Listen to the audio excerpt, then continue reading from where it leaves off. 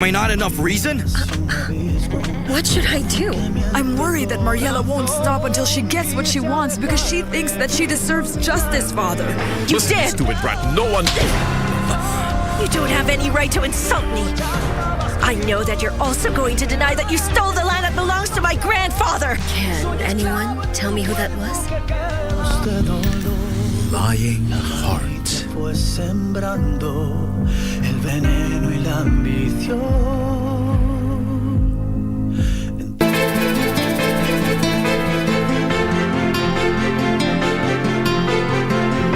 Una hakika iko bank?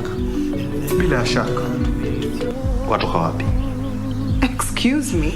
Mimi nimekuuliza watoka wapi? Kwa hivyo unamaanisha mama amemkosea baba ama unamaanisha nini? Umekasirishwa na nini Dingo? So this is okay with you? This is okay with you? Mwezi ukajua roho ya mwanaume. You pity her, right? You think she's lucky?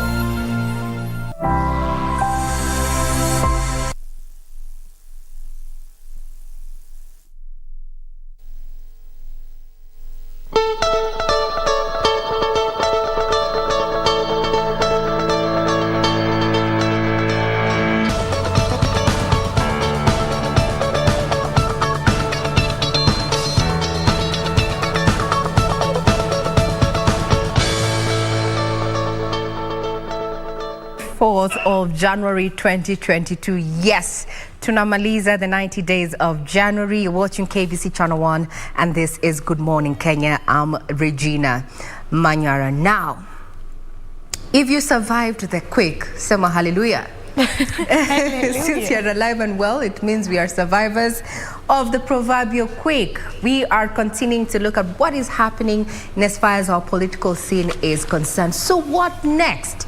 After Mudavadi's day, that was yesterday. It was trending on social media platforms on #tusidanganyane. Good morning once again. You're watching KBC Channel 1. And we're also going to be looking at what is happening in as far as matters education is concerned, being the World Education Day. A theme that is around changing course, transformation of education. What lessons can be learned, especially during this COVID situation where e-learning actually ensured that we or our students and pupils remained in school, especially or rather in 2020. But has that bridged the gap of inequity or inequality when it comes to access to education, which is termed as a fundamental right?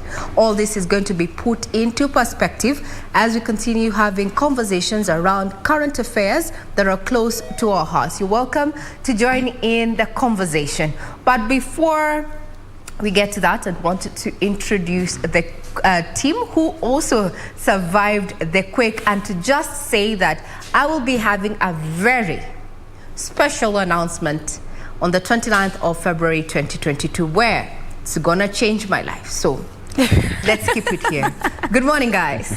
Good morning. Now, this is a special announcement right now that up and down. That's a special announcement. What about you, Regina? What will be happening? Give us a hint.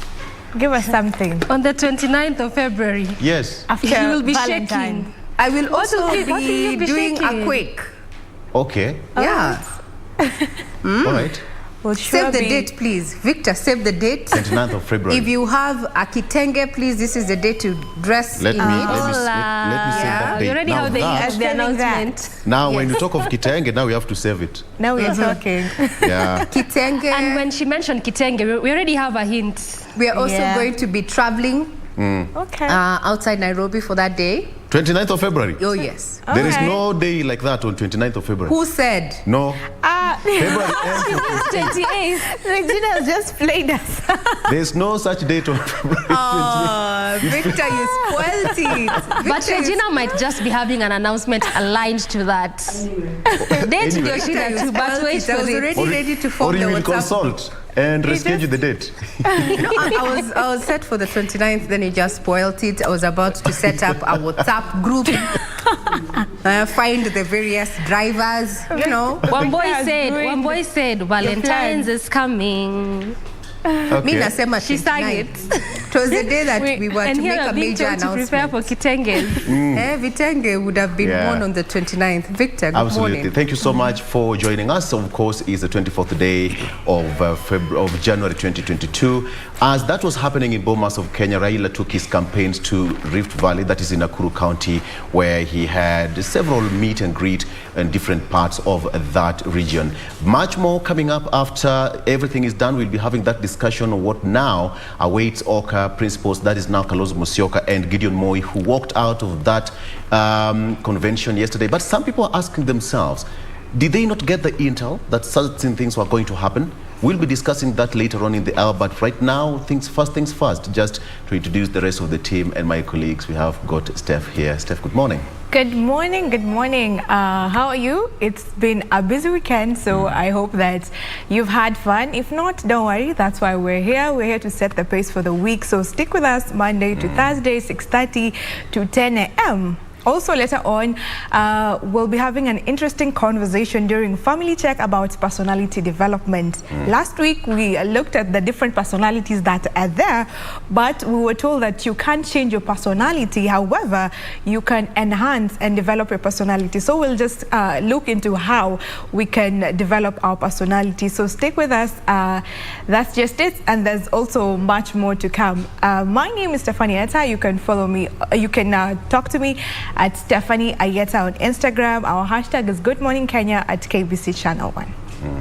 Well, again, and a beautiful morning to you. Just as Regina has said, it is the 24th of January. So clearly we are on the last stretch of this month. And if you survive, what are you grateful to God for this 6-7 weeks of January finally coming to an end? But as always, we always appreciate you just making time to tune in to Good Morning Kenya, joining us up until the end of the show. And that's why we always have a packed up show for you, just again to entertain you, to inform you, and to educate you. Many thanks for making time. I'm Doreen Arange Okelo.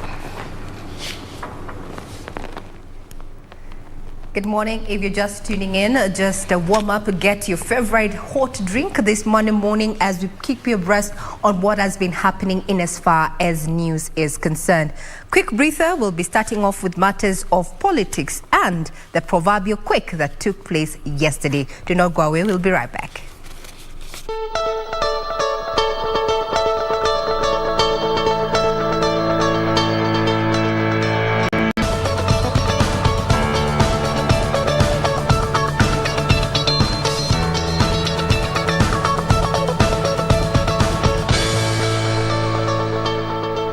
Good morning. I'm Regina Manyara and this is KBC Channel 1. Now, in the headlines, it is official. ANC, or rather Amani National Congress Party leader Musalia Mudavadi, officially is in the race for the presidency. Now, under the mantra of Uchumi Bora Pesa Mfukoni, Mudavadi addressed the Amani National Congress Party National Delegates Conference at the Bomas of Kenya and claimed the country's economy was in the red owing to overborrowing and corruption, promising to turn it around if elected the next president of the country. The event that saw a walkout by Mudavadi's Oka coalition colleagues, Wipers, Kalonzo Musyoka and KANU's Gideon Moi.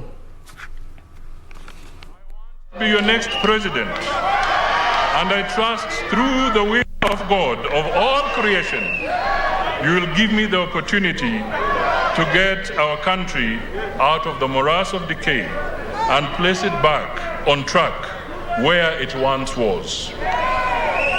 Amani National Congress Party leader Musalia Mudavadi officially announcing his presidential bid.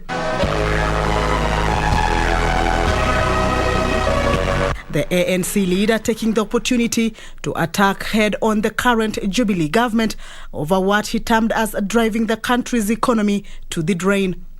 Let me state the obvious. Kenya is broke. Tusidanganyane. Punitive, heavy taxation is applied to anything and everything, from airtime to fuel, electricity, agriculture and manufacturing, and the inputs. Mudavadi pinpointing Jubilee's failure, the country's debt management and the fight against corruption. The private partners in these cartel-style deals are people in government, working with their close family members and cronies. These people are literally eating up the country.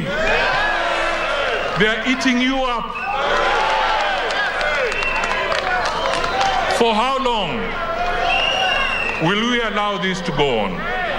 While seeking for the voters' endorsement, Mudavadi pledged to restore the country's economy through a 5-point economic model under the Uchumi Bora Pesa Mfukoni mantra. We will want a fair tax system that allows everybody to do business and to survive. I don't think there's a Kenyan who wants to avoid tax deliberately, unless it's a criminal. But they do not want punitive taxation. They want a taxation that is fair. We shall deliver. In a thin-veiled attack to the two handshake partners, Mudavadi was categorical that the economy could not be resuscitated, promising to use his vast experience as a former finance minister to get the country's economy out of the woods. In his over an hour-long address, Mudavadi has maintained that his endorsement for the ANC presidential candidature is a step in the right direction and that he is ready to face the road ahead. Bottom line, to help Kenya recover economically. So what next after that? So Wiper Party leader Kalonzo Musyoka and KANU chairman Gideon Moi, who stormed out of the ANC delegates conference in apparent protest against the presence of Deputy President William Ruto. Now the duo had been invited to witness a declaration by Musalia Mudavadi that he will be seeking the presidency come August. Kalonzo Musyoka and Gideon Moi appear to have turned their backs on their One Kenya Alliance co-principal Musalia Mudavadi on his big day. Na hii earthquake leo Musalia, it has already claimed 2 victims.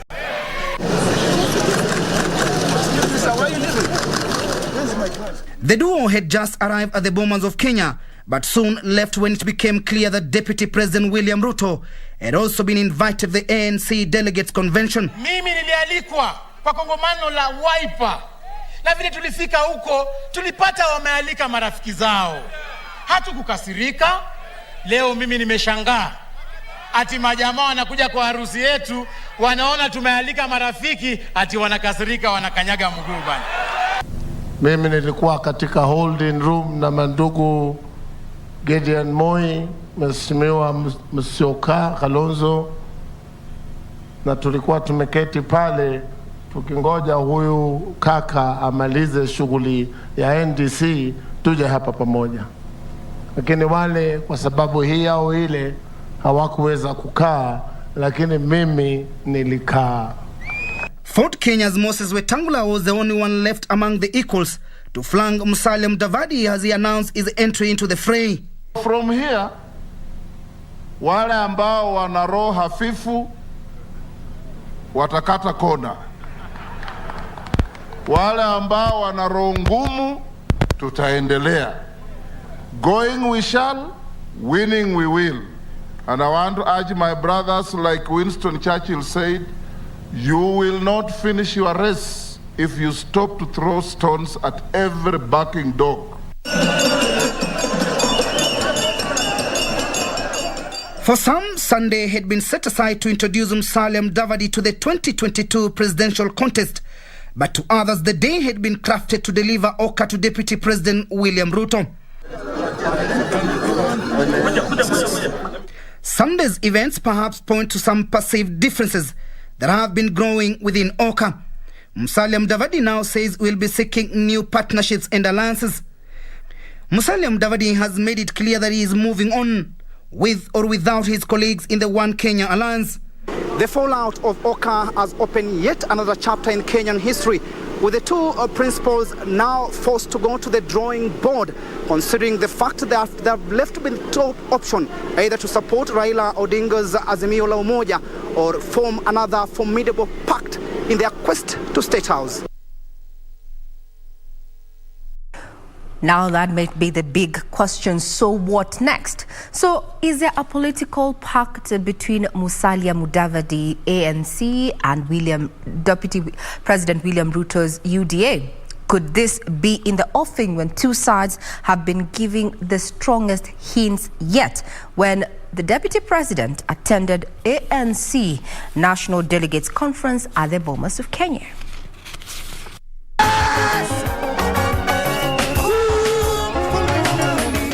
The ANC National Delegates Conference not only endorsed party leader Musalia Mudavadi as a presidential candidate, but also revealed the possibility of Mudavadi working with Deputy President William Ruto. Starting now and in the coming days, ANC will be seeking partnerships on the journey that we are now embarked upon. There is no shortage of friends, of goodwill, and good intent to partner with. The conference, graced by Deputy President William Ruto and Tujibebe party leader William Kabogo, celebrated as Musalia Mudavadi tore into Azimio la Umoja. For the avoidance of doubt, the ANC stand, which I am privileged to pronounce, is that the spectre called Azimio is not an option when it comes to partnership. Mudavadi indicating intentions of working with Deputy President in case of a runoff, combining the Ruto slogan of Hustler and ASC slogan of Uchumi Bora. Uchumi Bora, Pesa Mfukoni, is about moving sovereignty to shared economic benefits for all. And the people who've been talking about the economy are in this hall today. The looming pact between Mudavadi and Ruto can be traced to mid-2021 when the ANC party leader declared NASA coalition dead and vowed not to support ODM leader Raila Odinga. Since then, the Deputy President has been reaching out to the ANC leader, who has committed to be on the presidential ballot. The journey to bring this unity together has started in Bomas.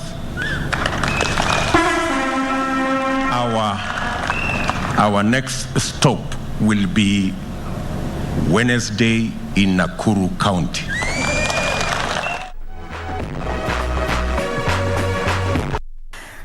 The possibility of ANC leader there, Musalia Mudavadi, and Deputy President William Ruto's UDA party coming together ahead of the race in August 9th, well, is actually shaking the ground, so to speak, with critics coming out from, both sides, with some of the leaders, especially from Western, criticizing the ANC party leader Musalia Mudavadi, therefore even hinting at working with Deputy President William Ruto.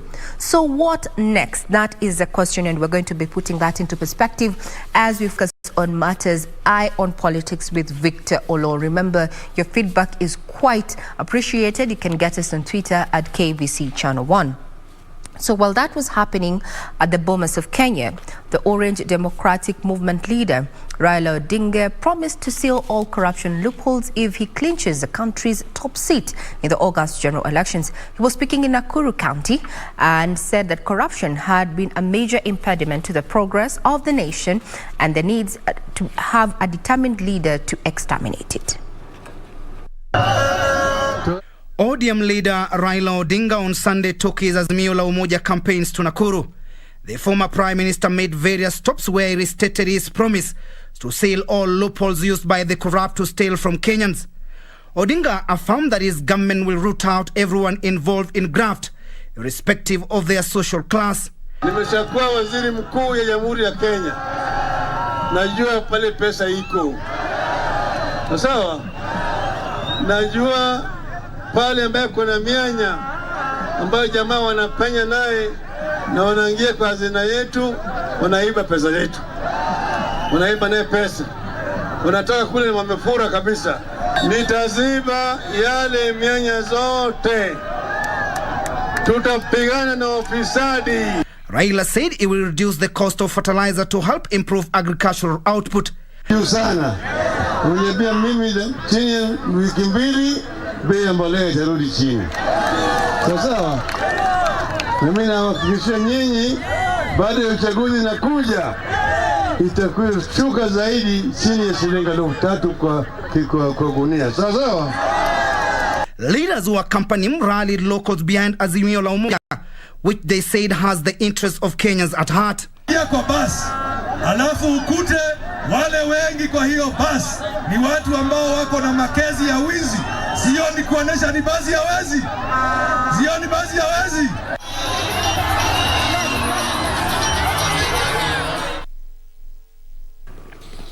Now off to the counties, and just to remind you before we get to those stories that have been making headlines in the counties is that the country's positivity rate is on a downward trend after 91 persons tested positive according to the Ministry of Health. However, cumulative statistics indicate that 23 persons succumbed to the virus between the month of December and January. So continue adhering to the COVID measures, that is masking appropriately, try to social distance and thoroughly wash your hands with running water and soap, or better yet, use a hand sanitizer.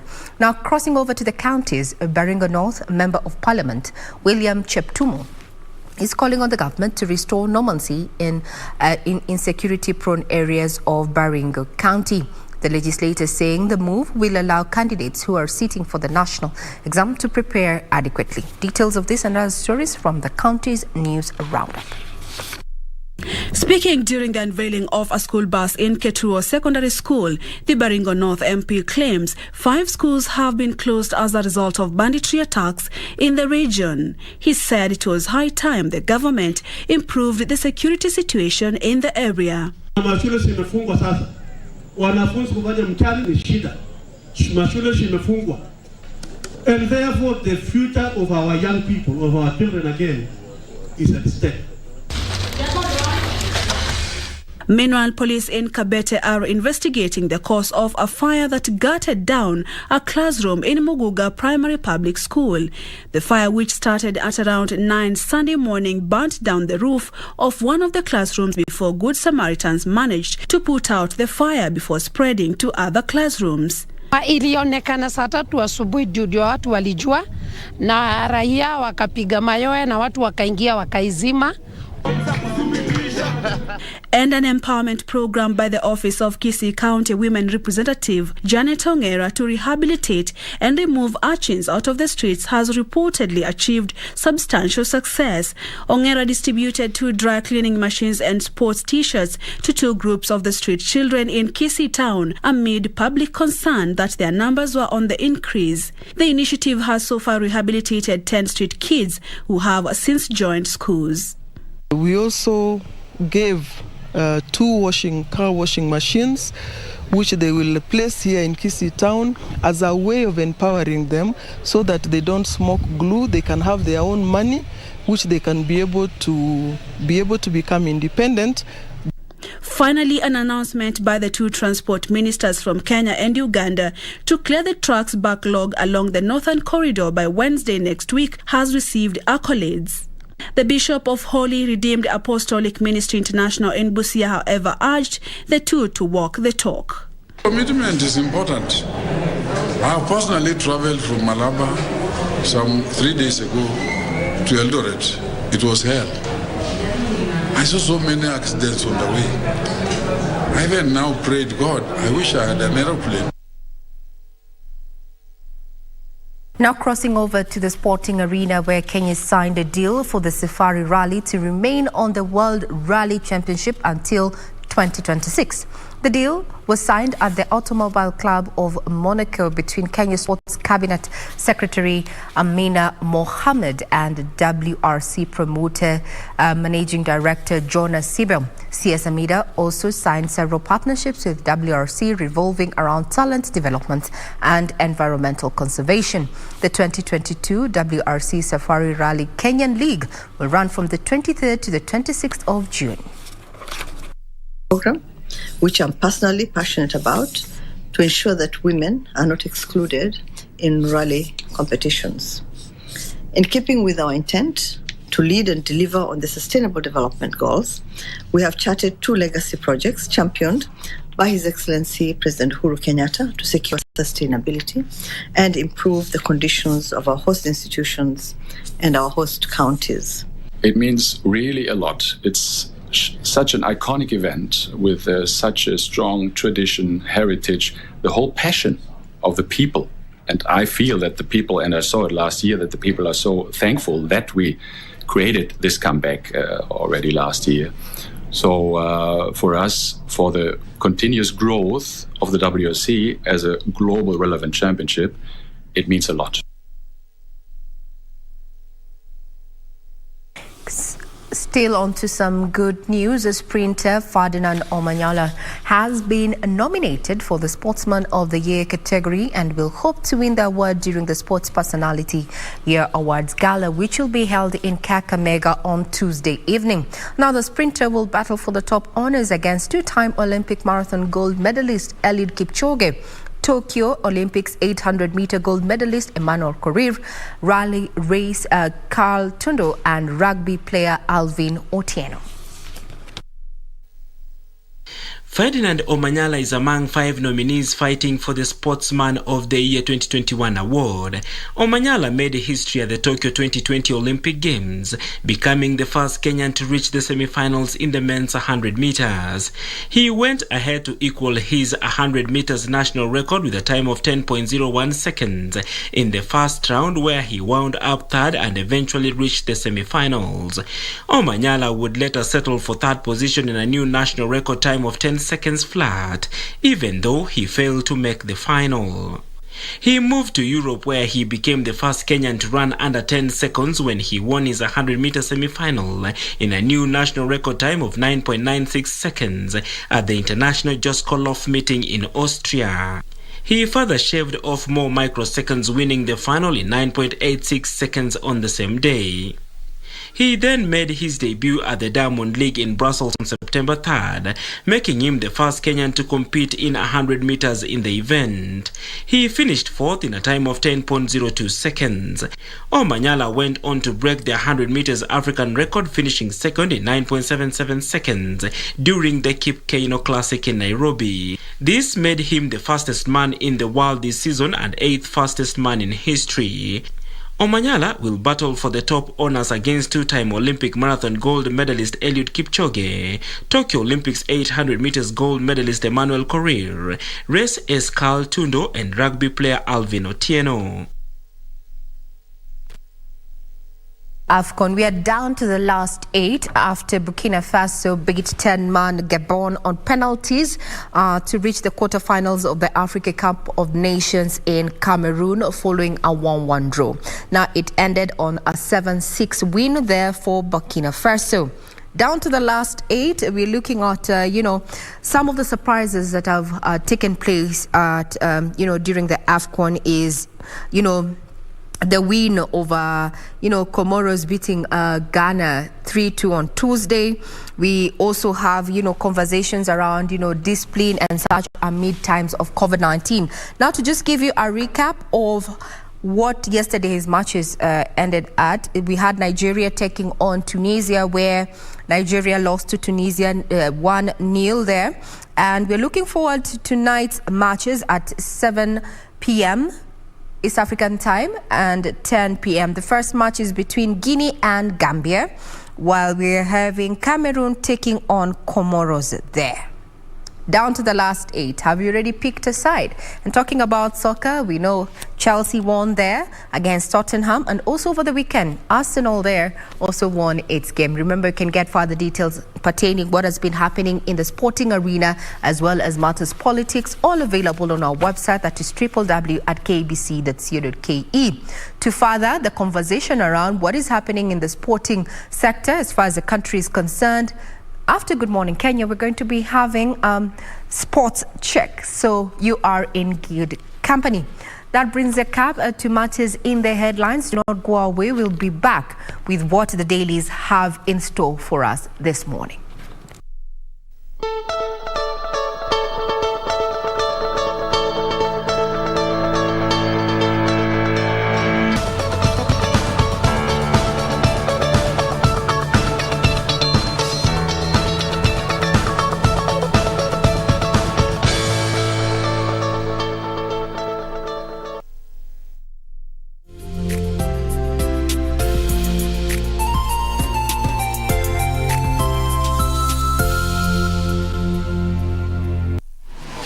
Log on to the KBC website at www.kbc.co.ke to get the latest breaking news, entertainment, sports, politics, lifestyle or business trends from Kenya and around the world. Never miss new episodes from your favorite TV shows, reruns and movies. Just stream online or watch live on your YouTube channel at KBC Channel 1 TV shows. For the day's biggest stories, trustworthy news and family entertainment, log on to KBC Channel 1. Watch what you want anytime, anywhere. We'll share the same room, yeah. But just provide a bread. Is this love? Is this love? For I was a soul who was lost, and my life was in dismay. For among evil forces in which I played, go to the people on your way up, and let them go to meet them on your way down. That's the way.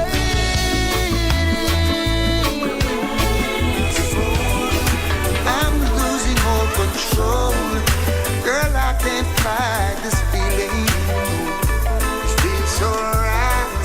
Champagne and candlelight. I feel good when you're wrapped up in my arms, dancing to a reggae song. Feel good, feel good. 有一段故事建筑一座城堡 Leave the rest to me. I'm going to figure out where we are going to go from here.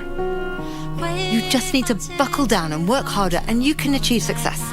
She hasn't said anything, but I wouldn't say we're that close. If your entire life revolves around fighting and screwing people over, what is there to be happy about? You know, what do I have to be happy about?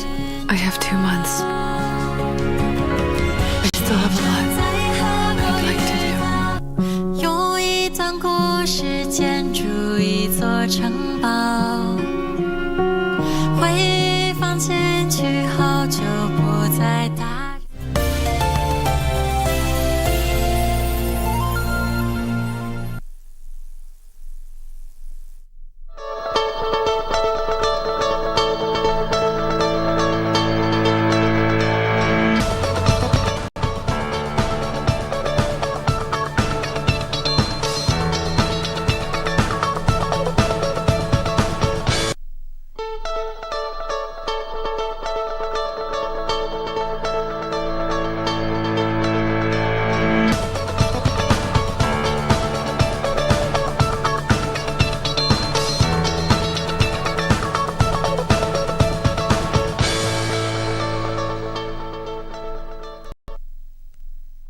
Before we get to how the dailies are looking like, how about we'll take a quick look at how the roads are looking like this Monday morning, and our focus is just going to be simply on what is happening around the Nyayo Stadium roundabout. Obviously still remaining one of those busy places or busy roundabouts because of that expressway, not forgetting the fact that there's still a lot going on along Langata Road in respect to that overpass and underpass that is still also taking shape in that particular stretch.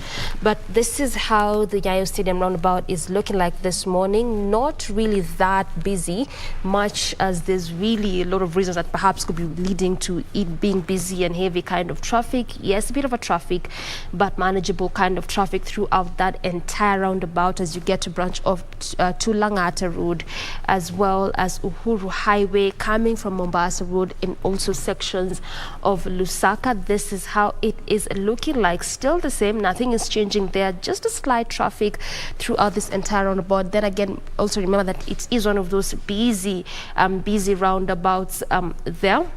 However, as you branch off to Langata Road, heavy kind of traffic just on that particular section there. Remember, as I mentioned, expressway is still taking shape cutting across this route, not forgetting the fact that the overpass and underpass is still in its initial stages. That is along Langata Road on areas around the T-Mall roundabout. So this is still how it is looking like, but past there, as you come still through Langata Road, branching to areas of Nairobi West there, coming through just before you get to the T-Mall roundabout, moving at a very swift pace. The beauty is that this is actually on both lanes on this particular stretch. Talking about both lanes simply means as you leave the roundabout, coming through Langata Road, and also as you leave areas of Langata, Bagathi, and all those estates along this particular stretch, as you come to the city center via the roundabout and also via Uhuru Highway. So this is how it is looking like. Just again, a slight of a build-up around the Madaraka roundabout, but still manageable kind of traffic. That is why we're seeing that orange color, which is a clear indication of just a slight kind of traffic. And past there, still again the same situation, no traffic at all, moving at a very, very swift pace. So if at all you are on this road this morning, a smooth sailing for you. And if you are intending to use this particular stretch, perhaps going about your businesses or even coming to the city center, still is the best time for you to be doing that. That is how it is looking like this morning in terms of traffic at just exactly 7 minutes past 7 a.m. Our focus simply being on what is happening around the Nyayo Stadium roundabout. Perfect point to start our look at what's happening and what's on the front page of our local dailies here. And I have the star on the front page of the local daily. I have the star here. On the front page, Mudavadi, Ruto gang up against Raila Uhuru. Mudavadi, Ruto gang up against Uhuru and Raila. Move Joel's Oka as principals. Kalonzo and Gideon storm out of ANC meeting. That happened yesterday, and the DP also announced joint rallies starting with Nakuru on Wednesday. That was on the front page of the Star newspaper. Very quickly to the second page, Raila woos Nakuru voters, promises cheap fertilizer, says that his administration will scale up subsidies for farmers. He was speaking yesterday during his Azimio campaigns in Nakuru, and Raila also said that he had a discussion with President Kenyatta on soaring fertilizer prices, saying that the head of state promised to act fast. That is what Raila said and promised his people in Nakuru. Ruto says that I won't stop giving cash to churches. He said that that is a command from God. He was speaking yesterday in Ilmasin in Kajiado County yesterday when he took his campaigns there. And Kiberaman jail for 20 years for girls' barbaric defiling. It said that the gentleman identified as Henry Atuongo Opati defiled the girl repeatedly for 2 days after locking her in his house. That happened between 25th of May 2016 and between 23rd of May 2016 and 25th of May of the same year.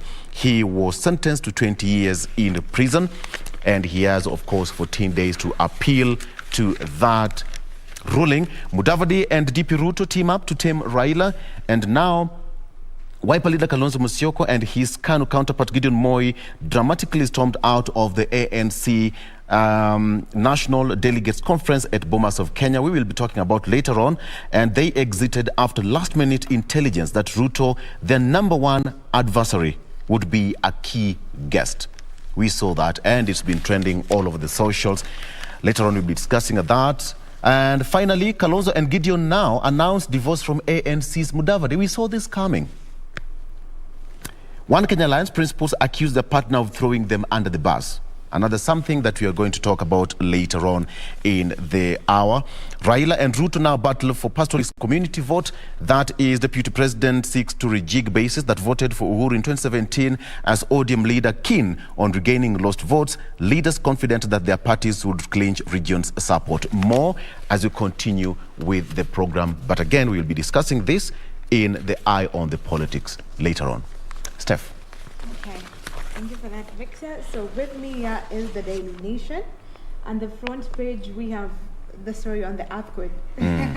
Clearly, it will be all over in every paper. So Ruto Mudavadi deal, Raila blow. So After promising to unleash an earthquake, ANC leader Musalia Mudavadi yesterday threw in his lot with Deputy President William Ruto, setting the stage for a titanic battle with Uhuru Raila Azimio la Umoja. And we have this story covered on page 4, 5, 6, and 7. So this makes up pretty much a huge chunk of this paper today. Also, on the front page, we have a special report, and that is the crisis in Marsabit as residents go hungry. This is on page 10, and we are given a photo there of a man outside his house, just to paint a picture of how dire the situation is. I can't really show it, how dire the situation is. Livestock deaths are in hundreds of thousands and rising every minute. This is after 2 years of no rains.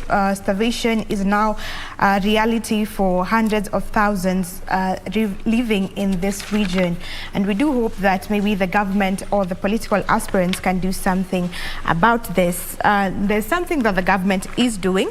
We have something on the front page: states to pay fees for 20,000 children, and this is more than 2,000 needy secondary students will have their fees paid from the 400 million released by the government under the presidential bursary program. And the cash was released to schools at the weekend after successful applicants sent their request through their respective constituency offices that administer the scheme. Another story making the front page is that Kenya is in deal to stay on circuit till 2026. Sports Cabinet Secretary Amina Mohammed and WRC promoter GmbH Managing Director Jonah CABL signed the contract and extension. So this is good news for Kenya on Safari Rally. Also, something on East Africa is that Uganda and Rwanda are warming ties now. Muhonzi Kainerugaba, the son of Ugandan President Yoweri Museveni, met with the Rwandan President Paul Kagame in Kigali. And during the meetup, the president said that they had cordial, productive, and conversation, and are looking forward to working together to restore the relationship between Rwanda and Uganda. These are some of the stories making the front page. Much more in a few to you, Doreen. All right, so let's start with some bit of health matters, and this is just again a recent report that shows booster shots effective against Omicron. This is specifically the booster shots of Pfizer, saying that this actually is one of the proven highly effective at preventing Omicron-related hospitalization. And again, also the same findings show that according to the WHO, Omicron has rapidly surged past over other variants to become one of the most dominant amongst all other variants. Away from that, the Teacher Service Commission will this week hold stakeholders meeting in the various counties, and this is part of what they're going to discuss during this particular meetings is recruitment, promotion, and teachers transfer, amongst other issues which are expected to take center stage. Remember that also that has been one of the key concerns when it comes to teachers, especially when it comes to promotions and recruitment of most of these teachers. Again, obviously, the Musalia newfound alliance caused a storm. This particular story has been well highlighted from page 4 all through 8 of this particular daily, just showing what went down yesterday at the Bomas of Kenya. And part of also what is, maybe I can just actually read a bite from this particular article, saying that there's no room for Raila talks, and Wetangula confirmed that they had moved on, saying that they will work together, henceforth closing the door for any possibility of them working with the former premier again. That also continues there. This also came out during his speech yesterday. So again, continuing with that particular article, and basically what happened yesterday is that the question still remains, what next for Kalonzo Musyoka as well as Gideon Moi, seeing that they already feel betrayed by what happened yesterday.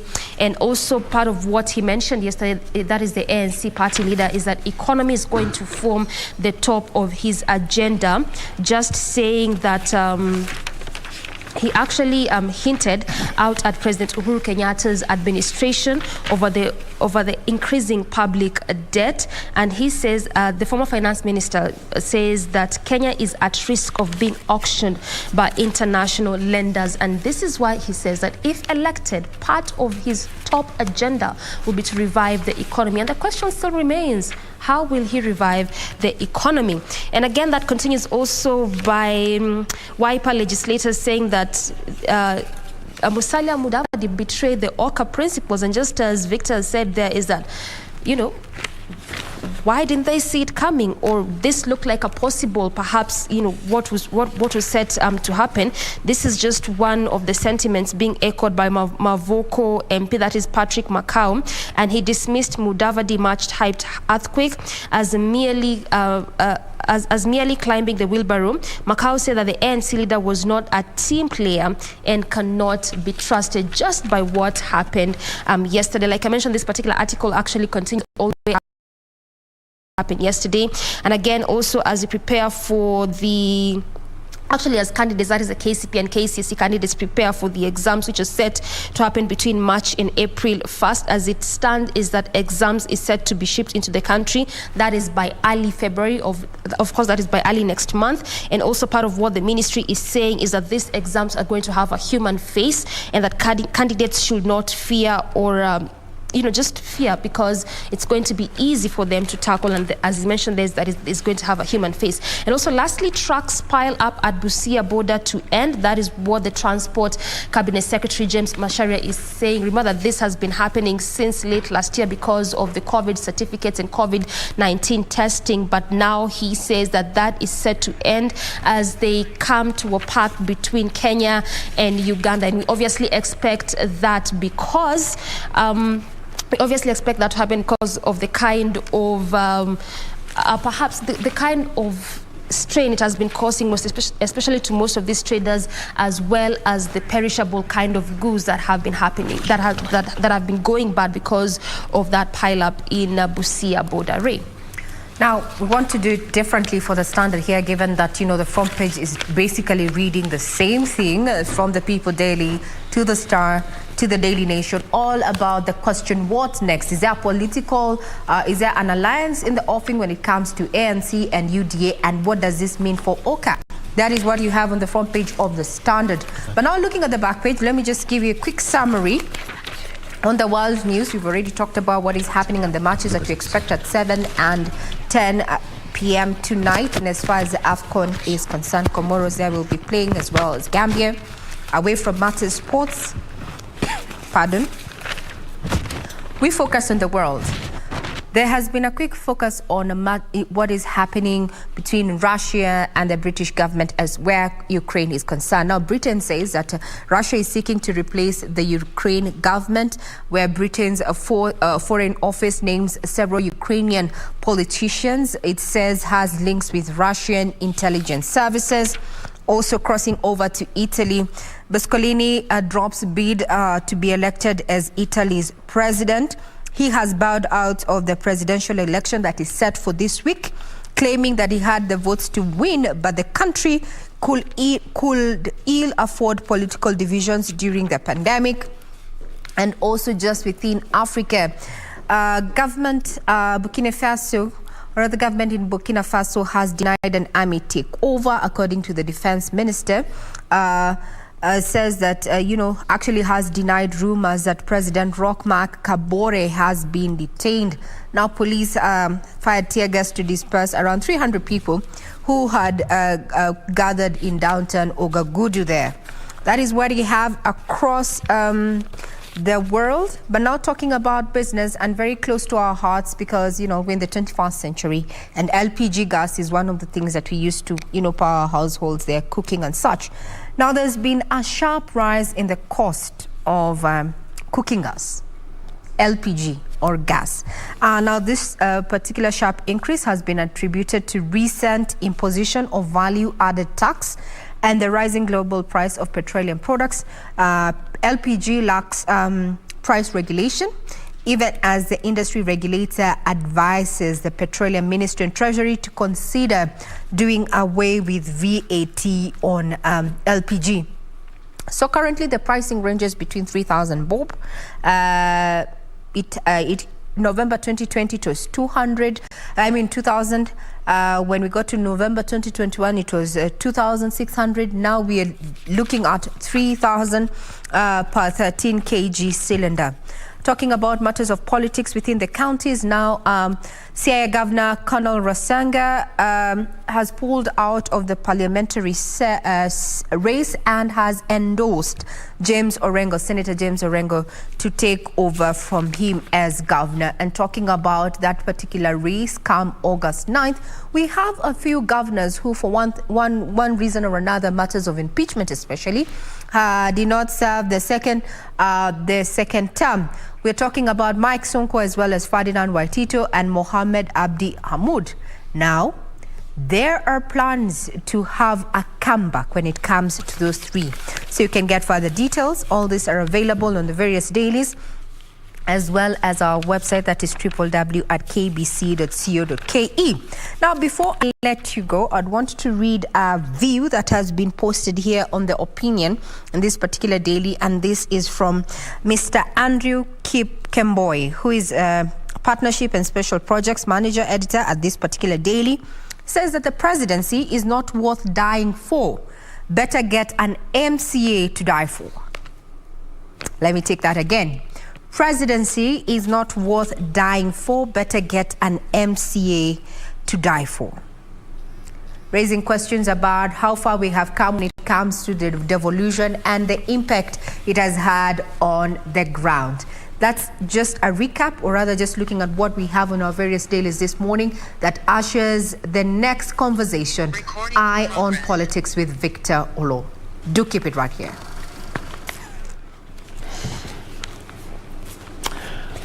Very well, it's 22 minutes past 7 a.m. and we are just getting this on the road straight away. A lot happened over the weekend, and it's quite interesting times ahead, politically speaking.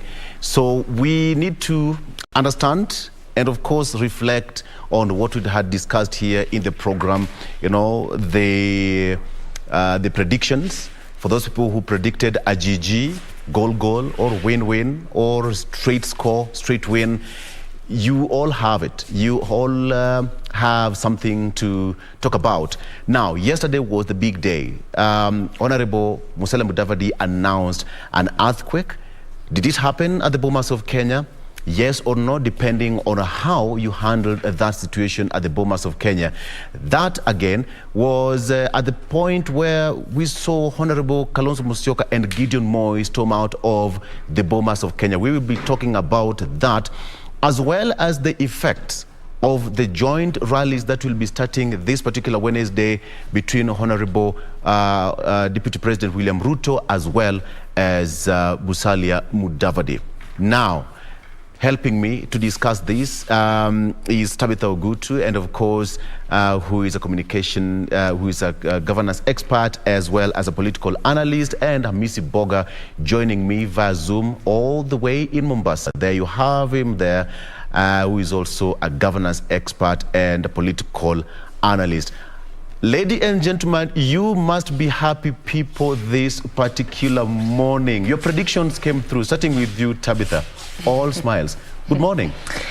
Good morning, Victor. Most definitely, all right, I might be a happy person because it shows that we go extra mile to do our research before we come to the show.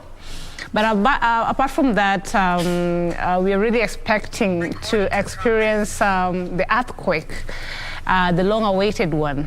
But then now we are here to really talk if it is really something worth calling an earthquake or just a mere earth tremor or soil erosion, you know. Yeah. So those are the conversations we're here to have. You know, it's a good morning, yeah. Really? A soil erosion? Okay. We'll be talking to Hamisi Boga. Hamisi, good morning from Mombasa. How are you doing? Fine. Good morning.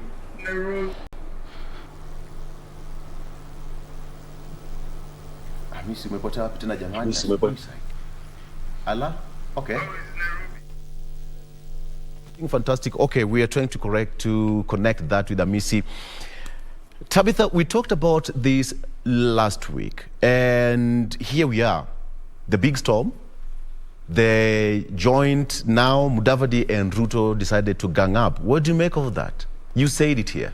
Oh, yes, I did. And I'm so glad that actually Honorable Mudavadi has been giving us signs ever since of forming a formidable coalition with the UDA side. And that yesterday was that particular time that we had that happening.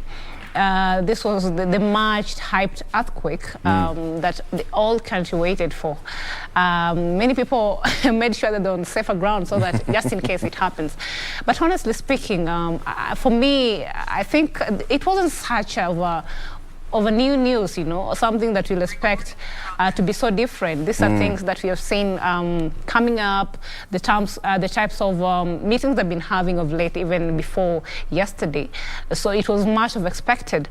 The only thing that we did not expect is the fact that Honorable Mudavadi would have chosen not to inform his co-principals that he was having another person who was not one of them attending this meeting, and that led to their exit immediately. The Deputy President came in. We'll be talking about that one later on. But then, let's take a look at the story which was fired on what happened yesterday at the Bomas of Kenya, just to have a background of what you should be expecting in the show.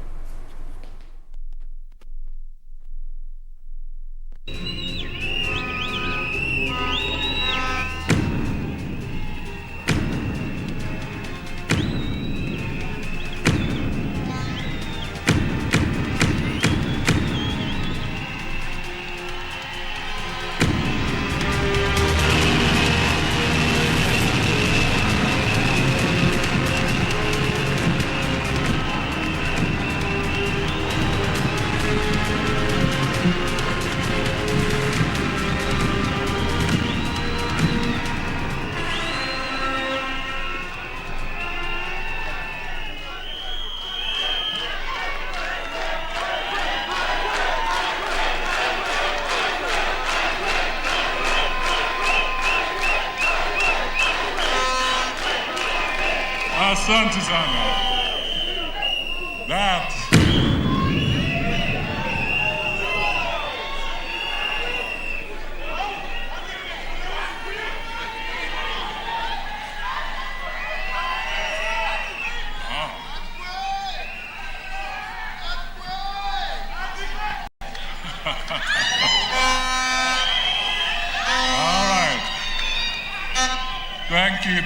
Thank you, ladies and gentlemen. Indeed, the country is going to experience the earthquake.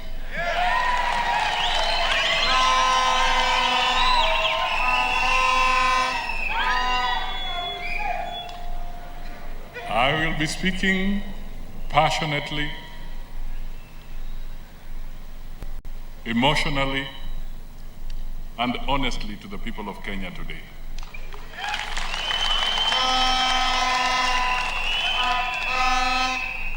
And I will ask you to lend me your ears and your eyes, and where you can, your emotions, because we must speak to Kenyans. Let me start with the salutations. Distinguished guests, starting with the Deputy President of the Republic of Kenya,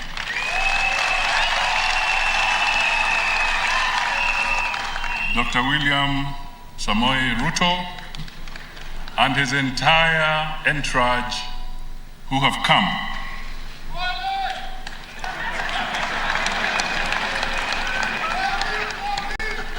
That's great. I didn't know Duale was here, but that's good.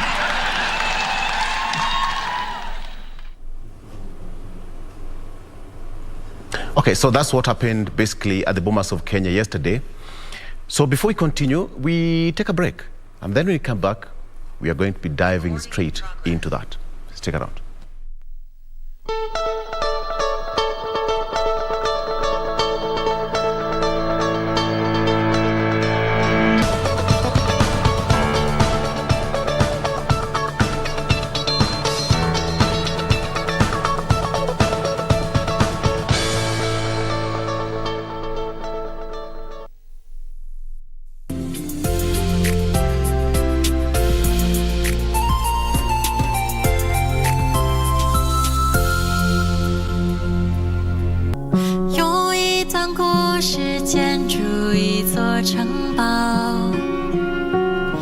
Leave the rest to me.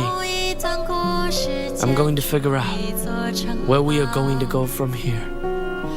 You just need to buckle down and work harder, and you can achieve success. She hasn't said anything, but I wouldn't say we're that close. If your entire life revolves around fighting and screwing people over, what is there to be happy about? You know, what do I have to be happy about? I have 2 months. I still have a lot I'd like to do. 用一段故事建筑一座城堡，回放进去后就不再打。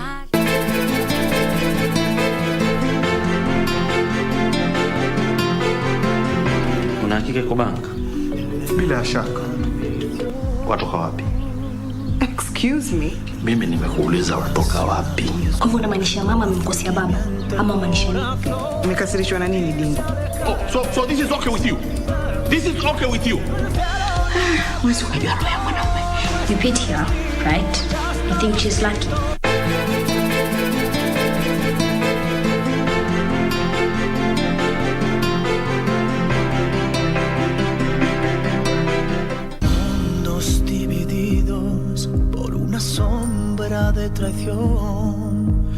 She's starting to have problems with the people who work for the Ferrers. This only shows the kind of morals your brother has. Why are you always defending him? He treats you like dirt, but you never do anything. Lower your voice. Is there any reason for me to refuse him? Me? Am I not enough reason? What should I do? I'm worried that Mariella won't stop until she gets what she wants because she thinks that she deserves justice, Father. You stand! Stupid brat, no one... You don't have any right to insult me. I know that you're also going to deny that you stole the land that belongs to my grandfather. Can anyone tell me who that was? Lying heart.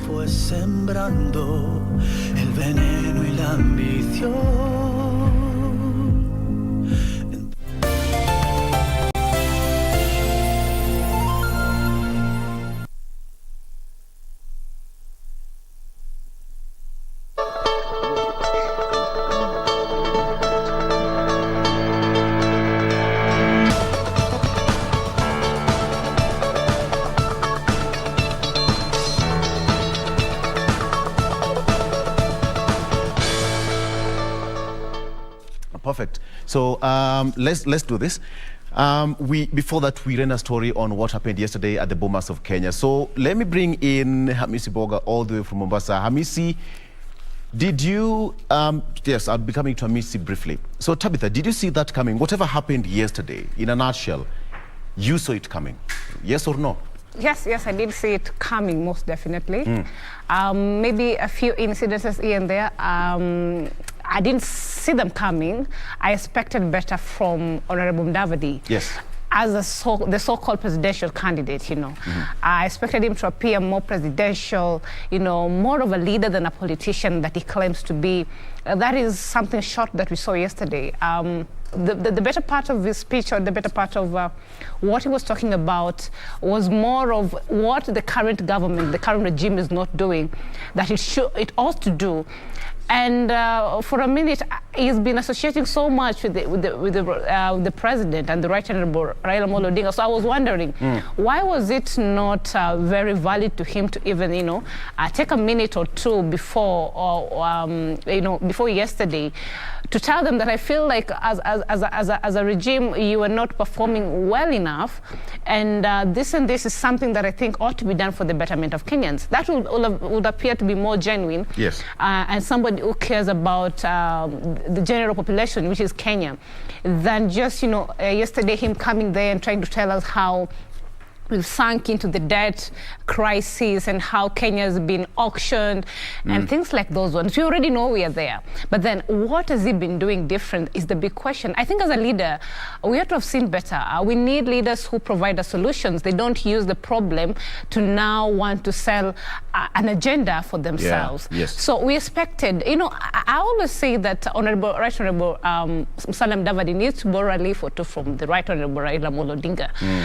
Remember during the presidential announcement at Kasarani, Baba was very pronounced. I mean, it was very authentic And he actually gave us what we expected, which was basically telling us his 10 key point agenda that will make us know, even if as we think about having him as the next president, that we know this is what it stands for. So when we talk about Baba, we know about Baba Care, we know about the education and what he says about it. When we talk about a revamped economy, then he gave us what the provisions of what he'll bring on board.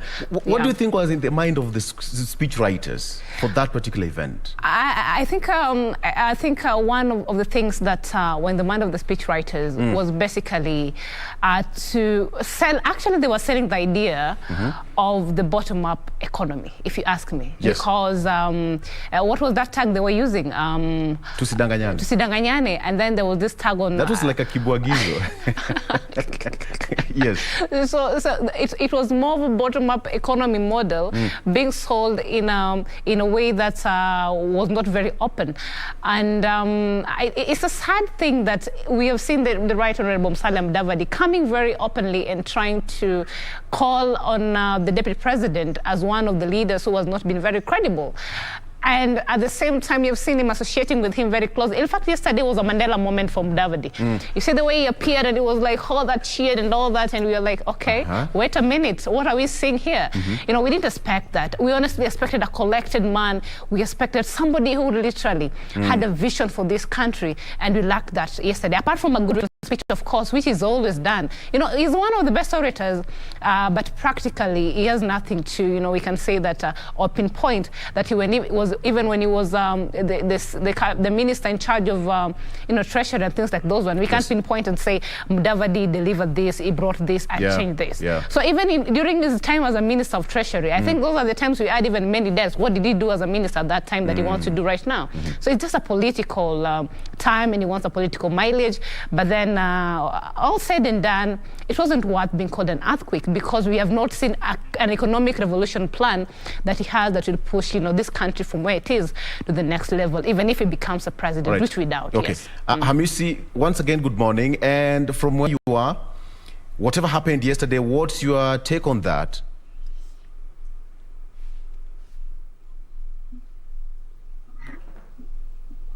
Hamisi.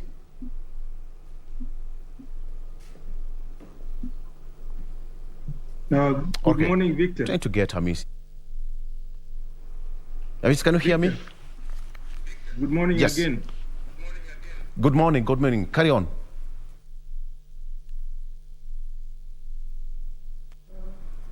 Yes. Our observation, especially the political setup, is politics is what it is.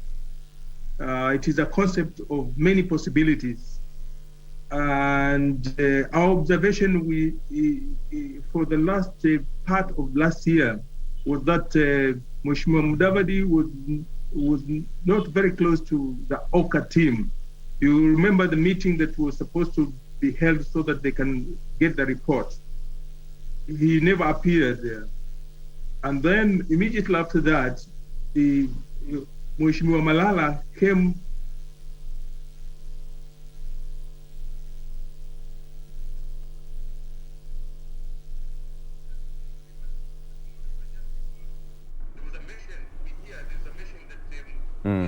All right. Okay, we are trying to reconnect with Hamisi there. Hamisi.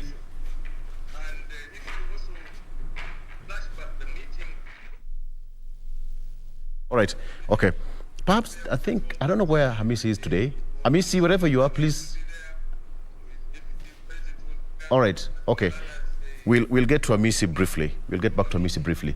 So, Tabitha, the whole of this happened yesterday, and you know, the kind of environment we saw at the Bomas of Kenya. The delegates were ready for the big moment, and one thing that we expected was he was going to sell the manifesto, but most of it was bash the current regime. You said he had the Mandela moment, but he did not make use of it. Again, do we have another second chance to make the right choice? Absolutely not. You cannot have your, cake and eat it. You either have it or eat it. Yes. So what he did yesterday, if you ask me in my own opinion, will be more of a suicidal political move. because, you know, I said it that you even saw the so-called Mlembe community leaders and even the people from those sides, how they felt about the move. You know, as an individual, he has been a self-proclaimed kingpin of the Mlembe community. And they've been trying to, you know, give us this elusive union from that community, that they're united. And Wetangula, I do not know the role Wetangula plays in even uniting this people, because he's one quiet leader that is like that bonus. You buy Mudavadi, you get Wetangula free. Like, we have not seen him, you know, as somebody who even speaks his mind. He's just always there. Something about this that I found to be not okay is basically that Mudavadi never even consulted the people who really believe in him. What did you want me to do? Do you want me to join this side? Do you want me to just go? What do you really want? So they're toiled in between. Now, whom do we choose as one of us? Because, of course, no community in Kenya will never want one of them to be a president. And Mudavadi has always given them the hope. But Mudavadi, you know, we've seen, this is just a follow-up on what we've seen with him. So he cannot be having so many chances like that in life. Nobody has that. So he had one yesterday. And I think, if at all, because he has not come out and say he's going to be deputizing the deputy president. But, of course, the deputy president cannot be the deputy president again. The only thing he can become right now is a president, or not lesser than that. And now that brings a whole confusion on the matrix, on what's going to happen, because all of them are potential presidential candidates. So who is going to take what position? But you see, now the deputy president cannot be a deputy president. So that means he cannot deputize. Constitutionally, it's not allowed. It cannot happen. Yeah, he cannot be, he cannot deputize Mudavadi. So basically, Mudavadi is going to be the deputy president. But then, as I said, it's a disappointment altogether for the people who believe in Mudavadi as somebody who honestly can deliver. If his mind is as good as what he was saying yesterday, if it was not just a written speech, and then we needed him to, like he was saying, I want to. So under what capacity will he be able to deliver as somebody who is being insubordinated, you know? We ought to have seen better. But then, you know, we say that, you know, let's just see how this thing is going to play out. But generally, for Mudavadi, I will say that this is one very, very dangerous move he made yesterday. It's a jeopardy to his career, political career. Why do you say so? I strongly feel that as a leader, and number one, remember, he can't bring so much from the Mlembe community or the Luya community as it is. He can't, because at the same time, right now, they're so divided. And if you looked at it, statistics show that Baba is actually leading in this place. So apart from that, now that Kalonzo is not also even the part of UDA, you can tell me that the other day, the deputy president was in Ukambani. He couldn't even, you know, give us, you know, the people never turned up for this particular rally. So it shows that his influence over that place is kind of compromised. You see, that shows that Kalonzo actually is a leader that is being heard on the ground, and the people are listening to him. So not unless they bring such plays on board, which obviously Kalonzo is not going to join with UDA because they walked out. That was very significant and symbolic. So it's a purge on the UDA or the Hustler movement and the alliance they're about to form. And we cannot also, like you were talking about loyalty tests in Oka the other time. I think this is the day that actually we actually need to really delve into this because we have seen that Mudavadi as a leader cannot stand and be counted. And is played to be somebody who cannot be relied on. I mean, how do we have a coalition pact? 4 key principles, very serious individuals. With all presidential charismas, and then all of a sudden you decide to call your own presidential, presidential announcement. It was an interesting moment yesterday. It was drama. That was drama. We've never seen something like that. That was not even earthquake. That was more of a sarcastical kind of an event, and honestly, it told us so much about what kind of a leader the man Mudavadi is. Allow me to bring in Amisi Boga at this particular point and get his the mzee's wisdom, words of wisdom in this.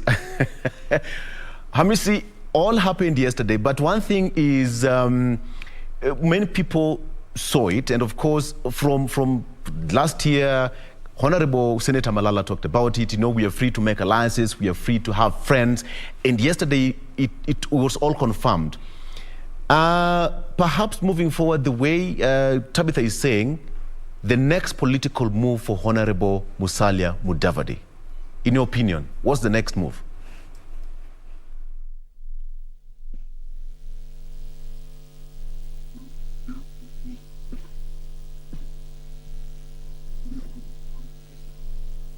Good morning again. I think the communication has been a problem, but can you hear me now?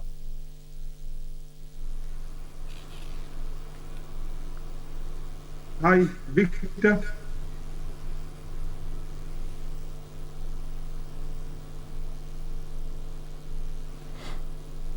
I think they're having a beat. Hello? Can you get me, Amisi? Victor. Yes, please carry on. If you can hear me, carry on. Do we have the problem of connection, I think, Victor? Okay. Can you hear me, Amisi? My opinion is, I think some of us saw this issue coming, but we didn't know it was that kind of a thing. We saw changes in terms of the OCA members, the delay in choosing the leader for the OCA, the reports that was given and it was not read to all the people. And then immediately we saw Malala saying, no, I think the report was not written properly because a small river cannot go into a big river. And we believe in OCA, a big river is the Mudavadi. So we saw something coming and we wanted to find out what is it. And then Mudavadi says we are going to have an earthquake. So all of us were waiting for this big earthquake. Okay. All right. I think we just have to sort this out. Miss, you'll have to tell us what's happening in Mombasa today. With all honesty, you are in Kaloleni, and we all know. You told us you're in Kaloleni. What's happening? Okay. Get back to you. We'll get that connection done properly once and for all. But anyway, the show must continue, and I have got Tabitha here to hold forth. But then, Tabitha, the whole scenario, it was pomp and color, of course. And you said something that it was a political suicide. The Mulembe Nation right now are now torn in between what you're going to do next. What is, from your own thinking, what do you think runs in the minds of the Mulembe Nation as the voters? I think now, as the voters, they're also looking at what are our elders saying. Yes. These are key things. You know, in politics, we cannot ignore the dynamics around it. Yeah. So they're looking at which particular leader is our elder, or are our elders, you know, endorsing. Who are they believing in? You know, what also are they bringing on board? I mean, as you have seen, their kingpin right now is not even a Mudavadi. The Right Honorable Raila Odinga was endorsed as the kingpin of Mulembe Nation. A very unfortunate situation for Mudavadi right there. Mudavadi, as an individual, I think that he has failed to even just untrust from his own people. They do not trust in him as a leader anymore. And therefore, if their own people can see another person from a different community to be one of their kingpin, then that means these people, they're at a state of desperateness. And all they needed is somebody to rescue them from that part. And they did get it. So I believe that from now, we can have maybe even, you know, the votes actually moving to the Azimio side more than what we had expected previously before yesterday. So we need to actually see it to it that Mudavadi really strategized himself very well before things get out of hand. I do not know if, for example, UDA will lose in the next general election. Of course, when you go to a general election, you expect either to win or lose or whatever. So what will have happened in a situation whereby the UDA does not get its say at the end of the day? I mean, Azimio can fail to get its say, UDA can also fail to get its say. In the situation that this happens, Victor, what do you expect will be the future of an ANC as a party? What do you expect, honestly? What will be the future of ANC as a party? I will say maybe right now, I'm not saying he has, but maybe he has a very fat wallet, you know, and he's going to continue with some of his few activities at a party level. Yes. But then, what is the future of the people who believe in ANC? What is the future of the legislators who are under ANC? So this is some of the questions. And if at all, I think ANC would have been more, ANC is more of like a party or a village party. Yes. Honestly, if you looked at Bomas yesterday, no, not a village party. ANC have even a governor in Mombasa, it's okay, in Lamu. But honestly, in all honesty, Victor, yes, it has only maybe one governor in Lamu. How many? If even UDA was just formed recently, but if you look at the membership of UDA, is divided across the board, all over the country. I mean, there is something in the ground. They're felt. The effect is felt. If you go to the coast, not just one or two, but ANC's. If actually its strength is more felt in Sabati and Vihiga, yes, and maybe a different parts of the western parts of Kenya. And it's honestly speaking, it's because of this kind of we call them maybe we call them tribal politics. It's time that Mudavadi, if he at all he ever wants to be a president of this country, he has to come up as a national leader, starting from his own party, which is ANC. Yes. I think there need to be more strategy on how to market this party as a national party rather than just a party identified to a tribe. It's not something that we can call a national party. All right. Allow me to bring in Amisi here to make his opening remarks for the 10th time. Amisi, now you can go for it. Thank you very much. Now we are okay. Now we're okay. I was saying in the first place, some of us saw something coming. We didn't know it was that thing of having a UDA coming to the function of Mheshimiwa Mudavadi. But we saw there's something coming. We saw that the messages from Mheshimiwa Malala all the time says, oh, okay, I have informed my boss in the football, he's coming, and the deputy is coming. We saw something. And then when the report came out, Mheshimiwa Malala said, no. It cannot be Kalonzo, because we are bigger in the partnership of Oka. So we saw something coming. We saw something cooking. And then the delay, all the time, they don't want to give the name of the person who is leading Oka. So some of us had a feeling, but we wanted to point out what is it and where. Now, the so-called earthquake has come, and now I don't think that Oka will be the same Oka again in that format that it was started. I don't see the third force in Oka. You remember last year we talked about two horses.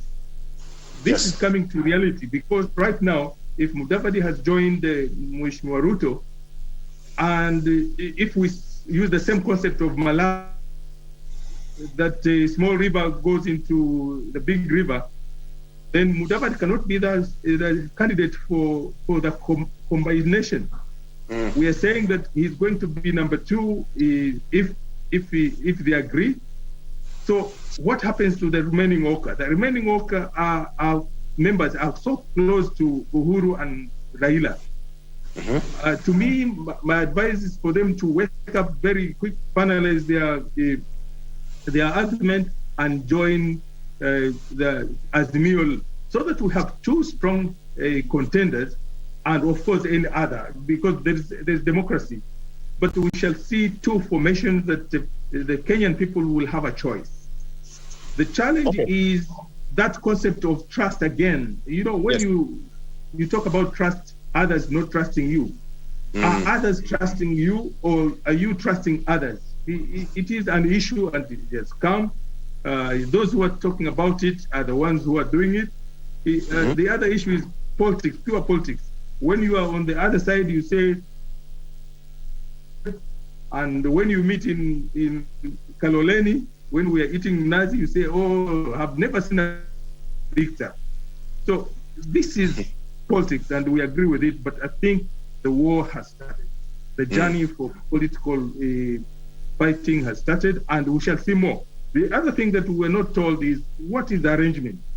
Because the moment Mheshimiwa Deputy President spoke, we got it clearly. There had been a meeting. They have already planned joint meetings in Nakuru and Western.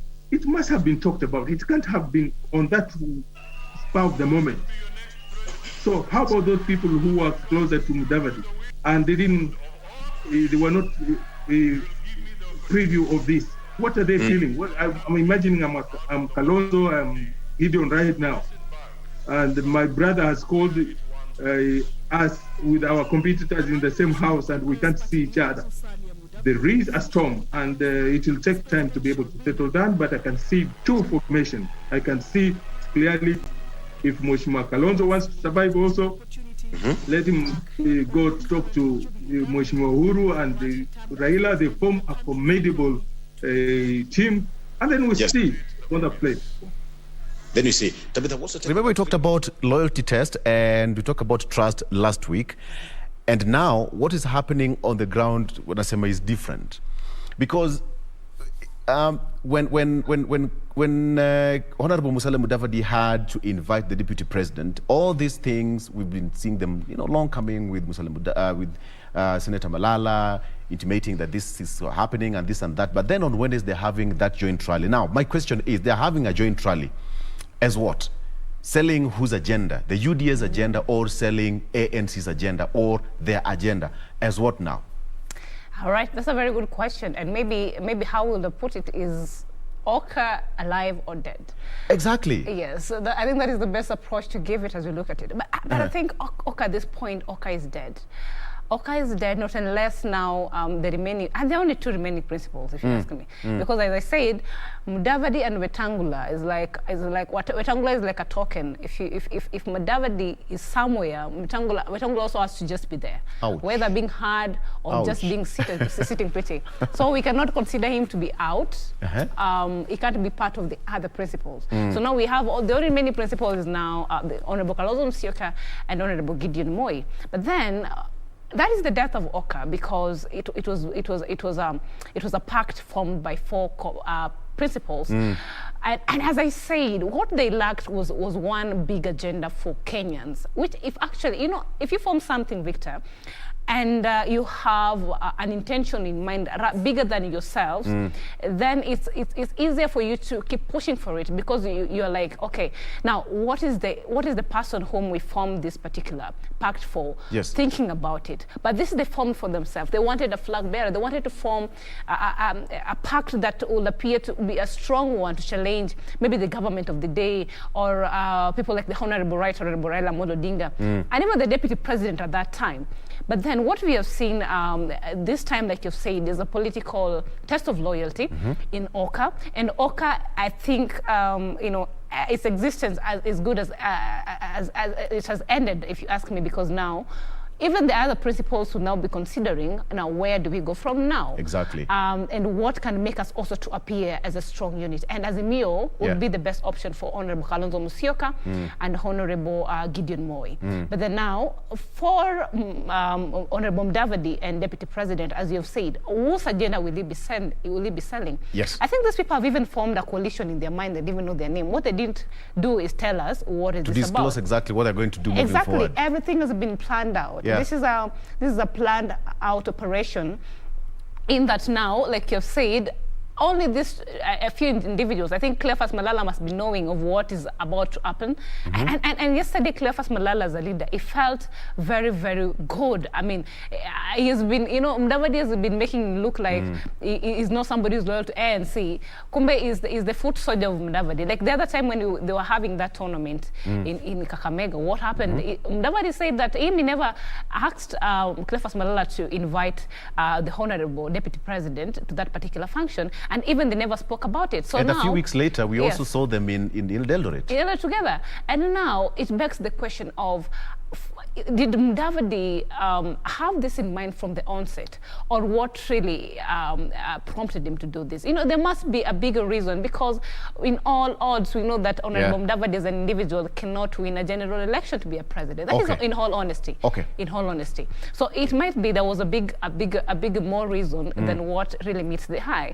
But then I think with these rallies, and the nature of politicians of talking and talking, we are going to know much of what was there in the pact than what really meets the eye. For now, we're just spectators over here and trying to unravel maybe the puzzle that is, But then what awaits us, I think, is one big political season. Yes. And we expect that even more leaders will be joining the pact, and even some pulling off, like we saw a few others have started pulling off and trying to position themselves ahead of the general election. All right. Yes. It's quite interesting because, and I still want to ask Kamisi this question, that, the two big boys, as they call themselves, the bosses of ANC now and Deputy President William Ruto, they've come together, and starting this Wednesday, they'll be in Nakuru County. The question now, Amisi, on whose agenda they're going to be selling. So who's going to be the running mate? Before they go to Nakuru, if the system works, they should be able to tell us what is the name of a coalition, so that when they're in Nakuru, they don't say UDA, they don't say ANC, they say something else. So that is expected. Or they could still say we are still building. Kenyan languages, we're still building our coalition. But the challenge will come when we go to Kakamega. You see the fallout between Mheshimiwa Ngirichi and Mheshimiwa Anne Waiguru. I can see a repeat in Kakamega, Mheshimiwa Malala and Mheshimiwa Bullfighter. He's the name on Mheshimiwa Bullfighter. They all want to be the governor of Kakamega, and now they are almost in the same party, if it's a coalition. So we may see, like what my sister said, a lot of fallout. And also, given the fact for the last 2 months, the number of people who have moved from ANC and also Fort Kenya to another party which is supporting Jumuiya, that is a telling tale. So we want to see the drama. We want to see the drama in Nakuru and also the drama in Western. Somebody told that the real begins right now, because with that kind of formation, we expect now to see who is going to be the flag bearer. And, Deputy President William Ruto, from time immemorial, have his lieutenants, the likes of Rigathi Gachagua, the Ndindi Nyoro of this world, Ali Sohomis of this world. So what role are they going to play? This is the challenge. And what we're saying, when they go to Western, Mudavadi has also his team. We want to see the play-out. Yesterday, we never saw Mudavadi's team, apart from him and Malala, speak out the way the UDA team was given an opportunity. Yes. What is that issue? Well, if you read politics, what is it? We saw over 5 people from UDA given an opportunity. I didn't see, I don't know, maybe I was not watching. I didn't see 6 people or 10 people from ANC to be able to say, okay, it's a team combined. And also you could see the faces. If you observe properly, there were kind of faces and there were kind of people communicating. These gadgets are very good. They're communicating through their gadgets. I don't in a political circle. We shall see the formation. The fallout is coming, and we don't know which way is there. Again, the flag bearer. I don't see Mheshimiwa Ruto giving Mudavadi a pass to, because history says he refused again in 2013 to be the leader of the team in 2013. What can make him now do it now? With all the investment that he has done, with the possibility that if he doesn't get it now, he may not get it again for a long time. So Mudavadi, I think, has made a resolution to just join and get a position, whatever position. How about the rest of the team? How about the hopes that people had in him and also the others? What is the relationship between Mudavadi and his team and also Uhuru's? I thought they were closer in terms of status. Are we cutting that relationship? Because the more politics can cut the relationship. What happens? The effects, the aftermath and the effects will start from this morning. The media is very good at highlighting some of these things we're saying, and those will shape our thinking towards August. Okay. All right, so Amisi, at that point, let's take a break. And when we come back, I will still want us to talk about that walkout, okay? Was it a storm before the quake or a quake before a storm? It was walk away before an earthquake.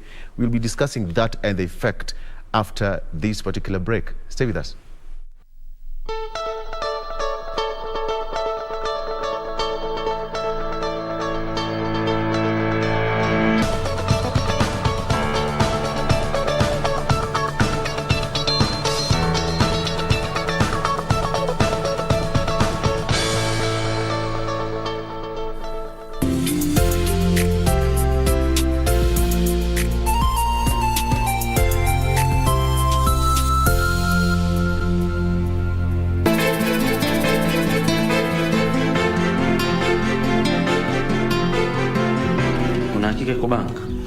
Bila shaka. Watoka wapi? Excuse me. Mimi nimekuuliza watoka wapi? Kwa hivyo unamaanisha mama amemkosea baba ama unamaanisha nini? Umekasirishwa na nini Dingo? Oh, so this is okay with you? This is okay with you? Wewe unajua roho ya mwanaume. You pity her, right? You think she's lucky?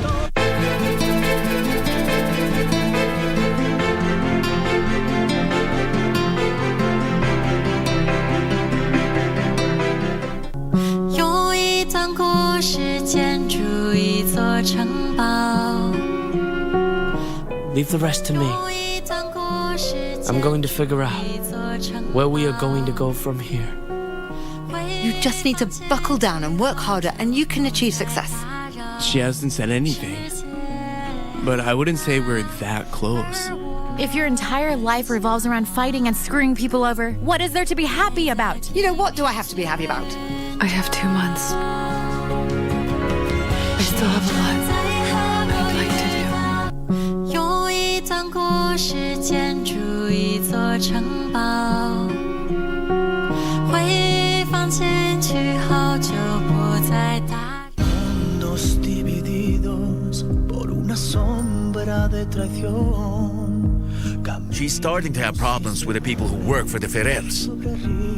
This only shows the kind of morals your brother has. Why are you always defending him? He treats you like dirt, but you never do anything. Lower your voice. Is there any reason for me to refuse him? Me? Am I not enough reason? What should I do? I'm worried that Mariela won't stop until she gets what she wants because she thinks that she deserves justice, Father. You Listen, did! stupid brat. No one... You don't have any right to insult me. I know that you're also going to deny that you stole the land that belongs to my grandfather. Can anyone tell me who that was? Lying heart. Fue sembrando el veneno y la ambición.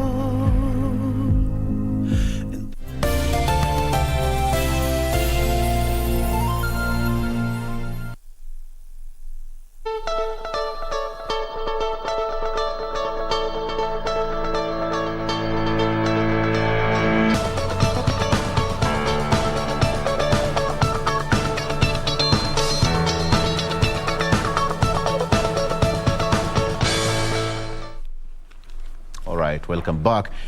Now, let's have that brief moment when Gideon Moi, Jimmy Wanjigi, and Kalonzo Musyoka walked out after they learned that Deputy President William Ruto was going to grace that occasion as a chief guest. Please, let's take a look at what happened yesterday at the Bomas of Kenya.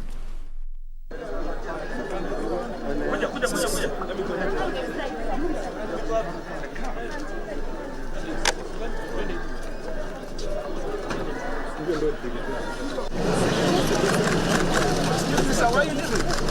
This is my class. Give me some. Come on. Excuse me, sir. Why are you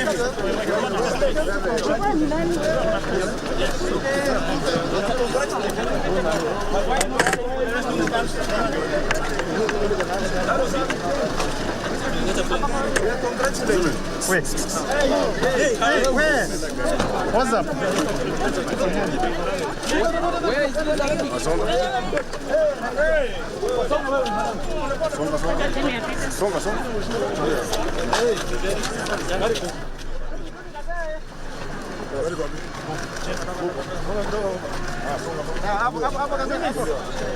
Willis.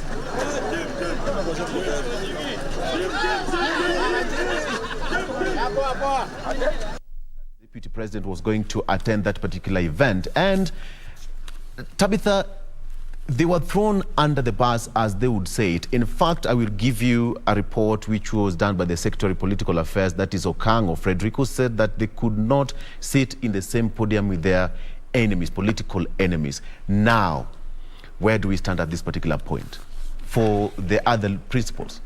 Absolutely. What a good question you've asked.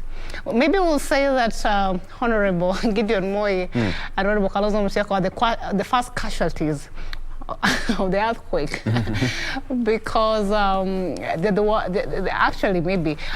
were the first casualties of the earthquake. Yeah, the earthquake in the sense that you know, if the Honorable Raila Odinga was told that in this particular event you're not invited because you are one of our competitor, you want to be a president, and also as we have a presidential candidate, so which logic sense does it make for you to be also part of this? And it wasn't invited like that.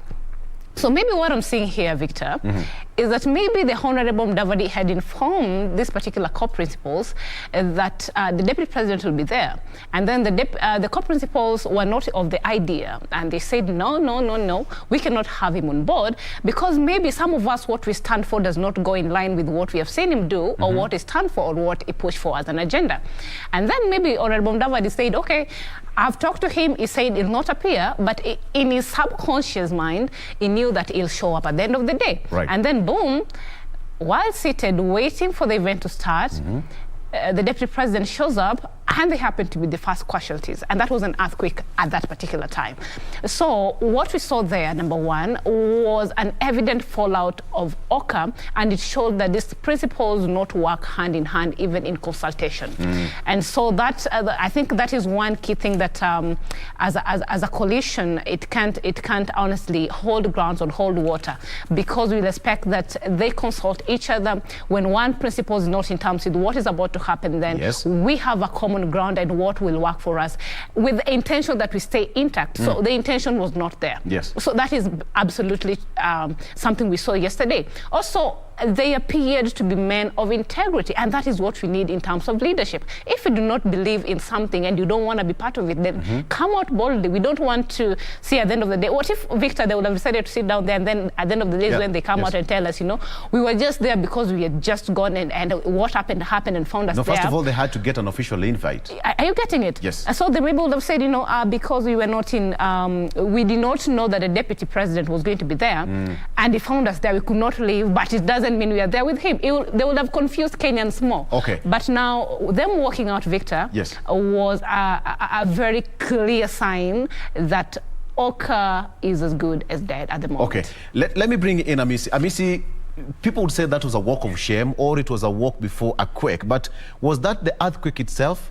And perhaps, you know, the two gentlemen ought to have been given that intelligence report that, you know, the Deputy President was coming here, even from the way things would be happening, you know, the advanced team, the security detail, taking stock of whatever was happening there. That was a bad moment for the principals, the Oka principals. You give them enough information for them to be able to make a decision. Are they coming or they are not coming?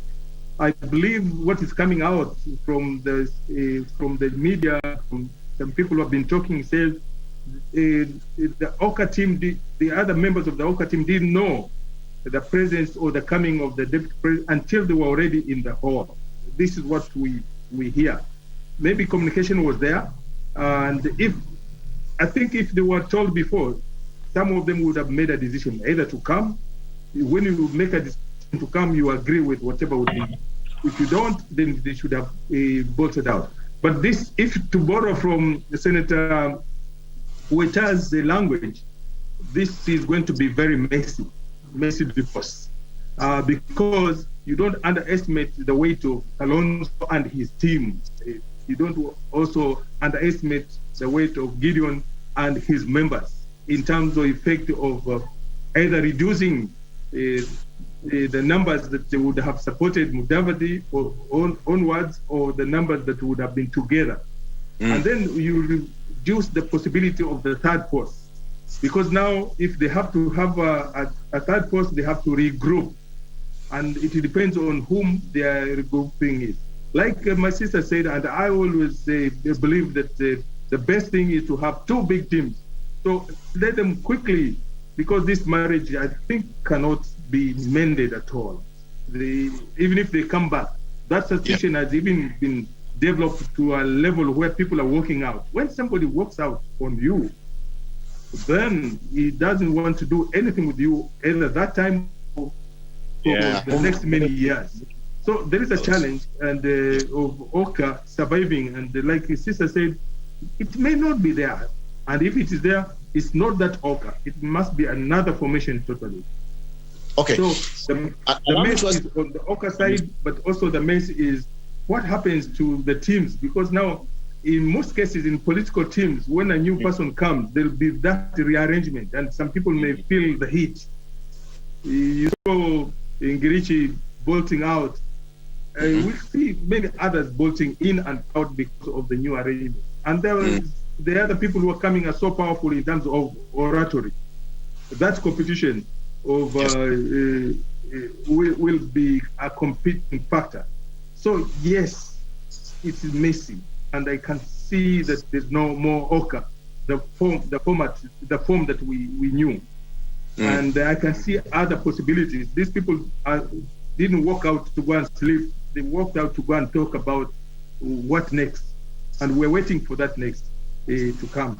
That will give us an indication of the way forward in these big people. But the meetings now, either Oka meeting, another Oka meeting, or the other meeting will be bashing out. It will be bashing each other. And those things that they were not said about them, they will be said now. And that's the challenge. If you flash back about what Honorable Duale said about Mudavadi, if you flash back what people said about Kalonzo, it will all come out right now. So the Kenyan people will make a choice because they will have a lot of information about all our candidates, and the decision is going to be ours. Okay. Tabitha, you remember last week, but one when they were supposed to have a function in Naivasha, and Honorable Salim Mudavadi was a no-show. And when asked, he said that he was busy organizing the NDC, which took place yesterday. He wasn't there. You know, the other principals were in attendance. They were waiting for him. But he sent a representative. Perhaps those were the signs that were on the wall, but we can say that they did not see them clearly. Now, what kind of arithmetic is now left for the other two gentlemen? We have got Gideon Moi here and Kalonzo Musyoka, and of course Jimmy Wanjigi, who also walked away. So what is the political arithmetic left for the gentlemen?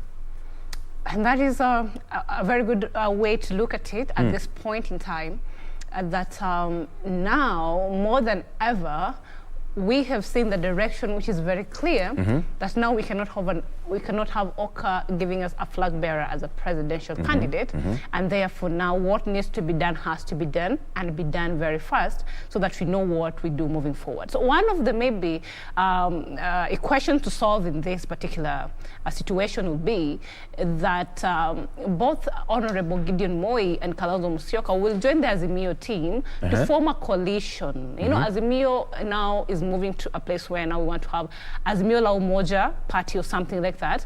So they might move to this particular side. And this is very obvious. You know, like we prophesied in the case of ANC moving to UDA, and it happened. So this also may happen like that. And that will be such a purge for the other side, which is the Asla movement or the Asla nation, or the economic bloc as they call themselves. So what we'll see there will be a purge for them. How I wish that Mudavadi or Honorable Ruto would have brought maybe Kalonzo on board, because by that they will have ensured that that region, which is Okambani, which significantly has many votes, they will be having numbers there. So maybe now their effect all over Kenya will be a guarantee. But for now, what we are seeing is now Azimio as a coalition has not lost anything, by the way, with what happened yesterday. Hasn't lost anything, if you ask me my own opinion. But do you think the Deputy President has lost a chunk of votes from Ukambani? I think so, significantly. Number one, you can, Kambani, what I've really learned from the people from Kambani, they love their kingpin and they adore and respect. Number one, he showed lack of respect when he actually was trying to, look to the fact that Honorable Kalonzo Musyoka has been losing a significant amount of hair on his head, basically because he's been so tight with Honorable Raila Odinga. That was not okay. That was, I think, a low kind of bashing for one person we consider to be a very significant national leader. That was very cheap, I say that. That was very cheap. And I think it should come out and, first of all, apologize because that was not good. So once he did that, that meant, and that is what played part when he went to Makueni the other day. We would expect that as a deputy president, many people would turn up to see the deputy president, but they couldn't because he did not respect their kingpin. So for this says that actually, he should be now going to combining more often because there he has a lot of work to do. To convince the people that, you know what, much as whatever happened, I still have in mind.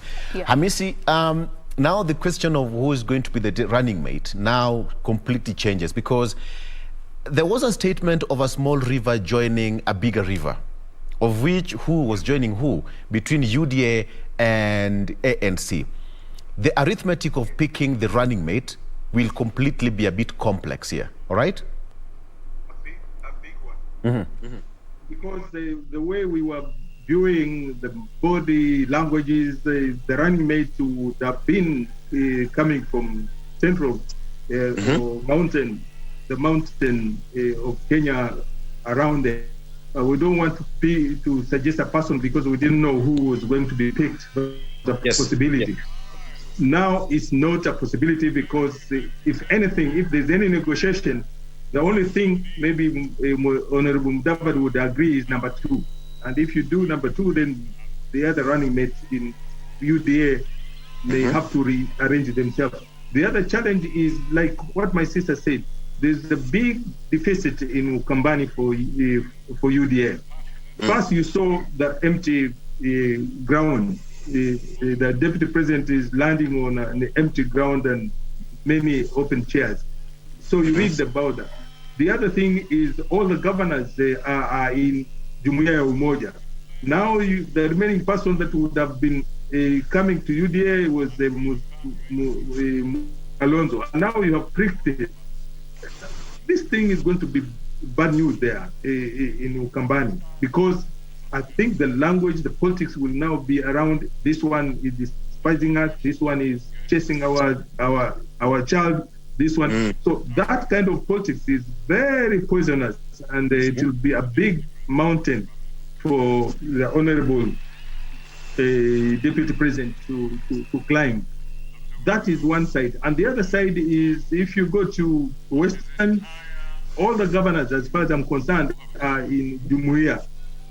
So they have to start again to cultivating, developing networks that will be able to make that Western fruitful. So we are watching how many people will converge there, how many people will move for. So this thing is becoming very interesting. And as my sister and as I focused last year, Mheshimiwa Gideon and Mheshimiwa Kalonzo, the safest place to go is Jumuiya. When you go in that Jumuiya, you are carried by the wind, and the possibility of you landing in one position or another is very high. But when you are swept by the way, and it can be bad because to go back to UDA and ANC is going to be difficult. Even the language, even the negotiation will be difficult. So again here, there's a challenge. If you listen properly to the speakers, you could see the thing is boiling into two teams. What happens to Parliament this week? Because there's a bill that is coming. Will now Mudavadi people join UDA people to oppose the bill that is coming? Because I think it was not very good in their terms. That will bring a change. We see also the dynamics. You remember, even the deputy president said just before this meeting, this was on Saturday. He said, he was in no company. He said, we have worked so hard and we have brought more than 150 members of parliament on our side. Are still there, or are they floating back to their original places? If they're there, then there's this new challenge coming. All right. Tabitha, I'm told we are running out of time, but then let me ask you this question. So, all is done, and all the UDA lieutenants were there. Give me a picture of all of them now sitting in the same boardroom and now strategizing on how they campaign or the campaign message, and they want to structure that leadership structure. Give me a mood like who is going to take what positions. Honorable, Malala's looking at Ndindi Nyoro on the other side, Alice Wahome looking at. Give me a picture on what would happen in that boardroom, briefly. I think that will be a difficult one because you're already seeing that even at the side of the UDA and that coalition and the coming in of ANC, even having a deputy president now is a bigger task. We do not know who is going to be the deputy president. We really do not know. But then what we are going to see is a fallout immediately. We have some of these positions told clearly to the public, like this is the person we are putting or pledging that he's going to be the deputy president or is going to have this when we come to terms in the general election, if we are told we win the election. So it's going to be a fallout. For the other awkward principles, I don't know, but for some awkward reasons, maybe the only reason they can sit in a boardroom is now to, formidably divorce. It might not be a peaceful one, but you see, the likes of Honorable Gideon Moi and even Mudavadi himself, they're gentlemen. So they can come together and what they're going to do basically is going to, move away, which of course maybe we can just see them moving away without sitting together. So the particular mind of them sitting on a boardroom and getting to discuss about what is the future of Walkout. Those are times that I think has passed. That's it question. Yes. Oka is dead, yes or no? Oka is dead. Oka is dead. Okay. Yes. Next option for Gideon Moi and Kalonzo Musyoka? As we said earlier, it's Azimio la Umoja. And now, Hamisi, Musalia Mudavadi, options left for him?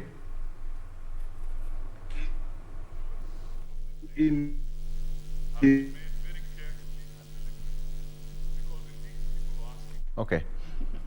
All right. So what about Musalia Mudavadi, Tabitha? Of course, Musalia Mudavadi has had his cake right now. And he can't eat it. Zadi didn't eat it, so he doesn't have it anymore. So he doesn't have the baton to even run for presidency because he's actually now one side with the deputy president side, which is also running for presidency. How does it affect the choice of a running mate, either from Western or Central? It really affects. It really affects the choice of a running mate because, of course, we have been alluding that if all plays part well, then we'll be having a deputy president from that side of the central part of Kenya. Either side, if it's the Raila side or the deputy president side. So at this particular time, and I'm not expecting Deputy Honorable Mudavadi to be a deputy president. Tough one. William Ruto. Tough one. Yes. All right. Tabitha Ogutu, thank you so much. Governance expert there and a political analyst. She is a happy lady because she said that all her predictions came through. And often she said, come and get kubet right now. Angekuwa somewhere enjoying her holiday somewhere. Everything. Exactly. And Amisi Boga as well. Amisi, much as we had trouble with the network, but we appreciate your valid company and your insight as well. We thank you. All your predictions came to pass.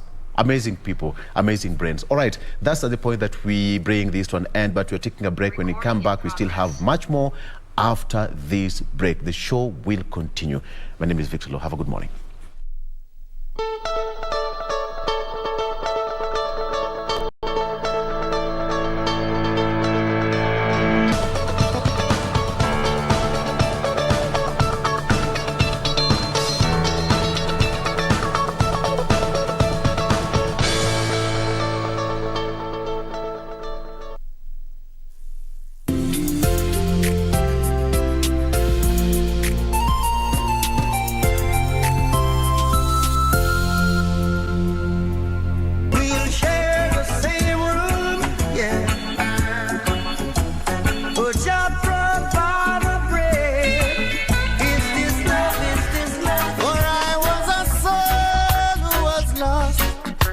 and my life was in dismay. For among evil forces in which I played, be good to the people on your way up the ladder, but you meet them on your way down. Cross the way.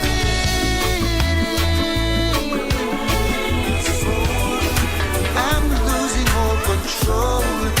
Girl, I can't fight this feeling. It feels so right. Champagne and candlelight. I feel good when you're wrapped up in my arms, dancing to a reggae song. Feel good, feel good. Log on to the KBC website at www.kbc.co.ke to get the latest breaking news, entertainment, sports, politics, lifestyle or business trends from Kenya and around the world. Never miss new episodes from your favorite TV shows, reruns and movies. Just stream online or watch live on your YouTube channel at KBC Channel 1 TV shows. For the day's biggest stories, trustworthy news and family entertainment, log on to KBC Channel 1. Watch what you want anytime, anywhere.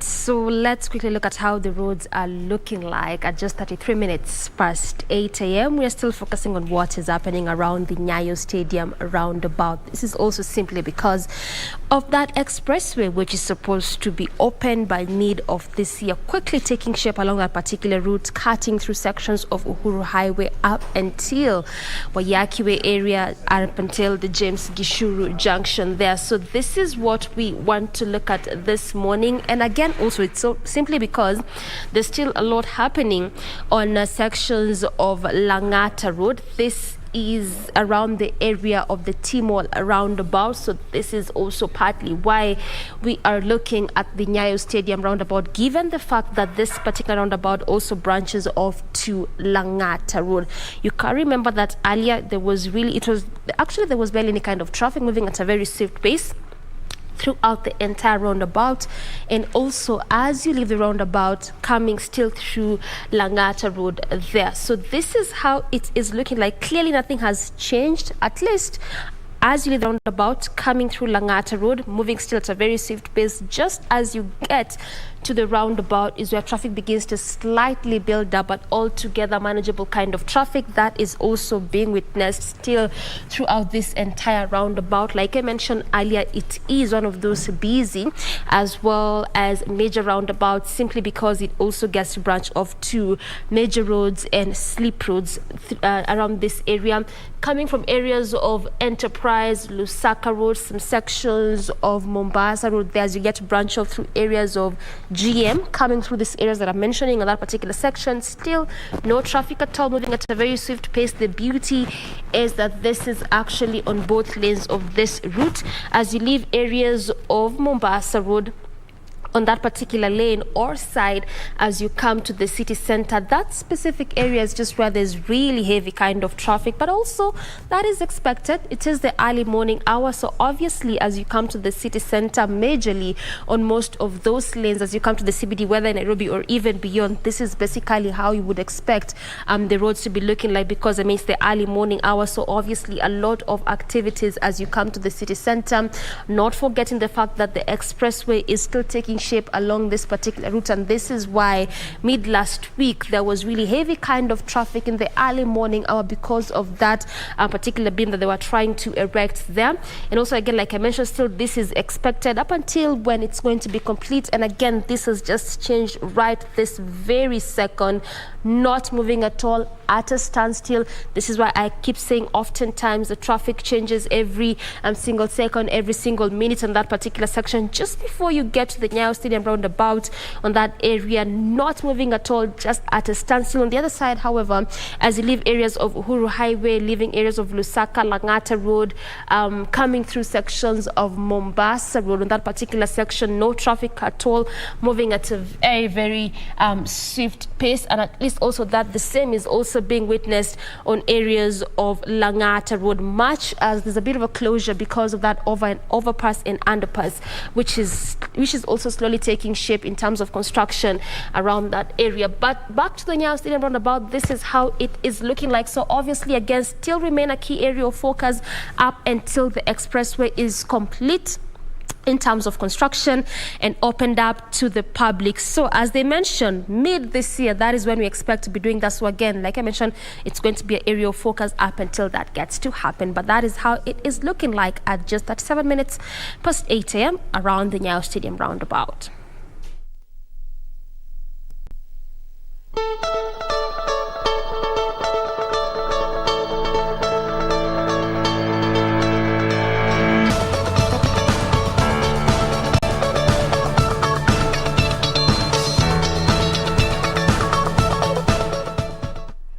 Good morning. You're still watching KBC Channel 1. Now we shift focus from matters transport and how traffic is looking like this Monday morning, being the 24th of January 2022, and we delve into matters education. Access to education remains one of government's key priority areas or other agendas. However, it remains elusive. So many challenges therein. And as we mark the World Education Day then, what lessons have we learned from the COVID situation, and what is the way forward? What are several players doing to ensure that you and I, and as a community, especially future generations, get to access education? To take us through this conversation is none other than Richard King, who is the Regional Director for Sub-Saharan Africa Education Development Trust. Karibu sana. Thank you for your time. Thank you. Now, as we mark the World Education Day, majority of people are asking then, what is the importance of actually celebrating this, given the glaring statistics that a majority of pupils and students still cannot access education? So the International Education Day that we're marking today is really important because, as you mentioned, we have a learning crisis. So globally, not enough children are going to school. We know 250 million children, as we sit here now, are not in school that should be in school. In addition, for those children who are in school, not enough children are learning. So the World Bank estimates that half of the children that finish primary school are not able to read and understand a simple text. So we've got children going to school who are not learning. So the learning crisis is really important. And the reason that this day is important is not just to show the importance of education and to get the whole community to mobilise around that. It's also important because we need to look at solutions. So there are things that are working. There are places, for example, the work that we do as Education Development Trust here in Kenya, that show you can overcome some of these barriers. So I think today it's important to reflect on the importance of the day, to show that education matters, but also to think through what is it that we can all do, governments, organisations like ours, but also parents in the community, to really make a difference on this key issue. Now, Richard, kindly help us understand when you say children are attending school, with the intention of learning but not learning. Expound that. So, unfortunately, in many situations, children are going to school what they find, and I could use examples in Kenya, for example, in some of the northern ASAL communities where we're working, what you will find is that teachers and schools are under stress. So there might be situations where there aren't enough teachers, there might be situations where there aren't enough resources. There might be situations where the teachers that are there are having to cope with the fact that they've got very large classes because there aren't enough colleagues in order to distribute the classes properly. So you've got schools that are under real pressure. In that situation, it can be very hard to deliver quality learning. So this whole issue around what the World Bank calls learning poverty is a very real challenge. Now, at the same time, as I mentioned that this is an issue, and we talk about on this day that we need to look at the issues but also look at the solutions, we can also see that actually, even in some of those very hard to reach communities, you can actually make a difference and you can improve learning.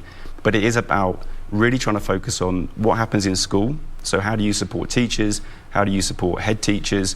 But also what happens outside of school. So what happens in the community? How much does the community value education? How much does the home value education? And when we think about some of these very hard to reach places, it's also how it impacts on the most marginalised.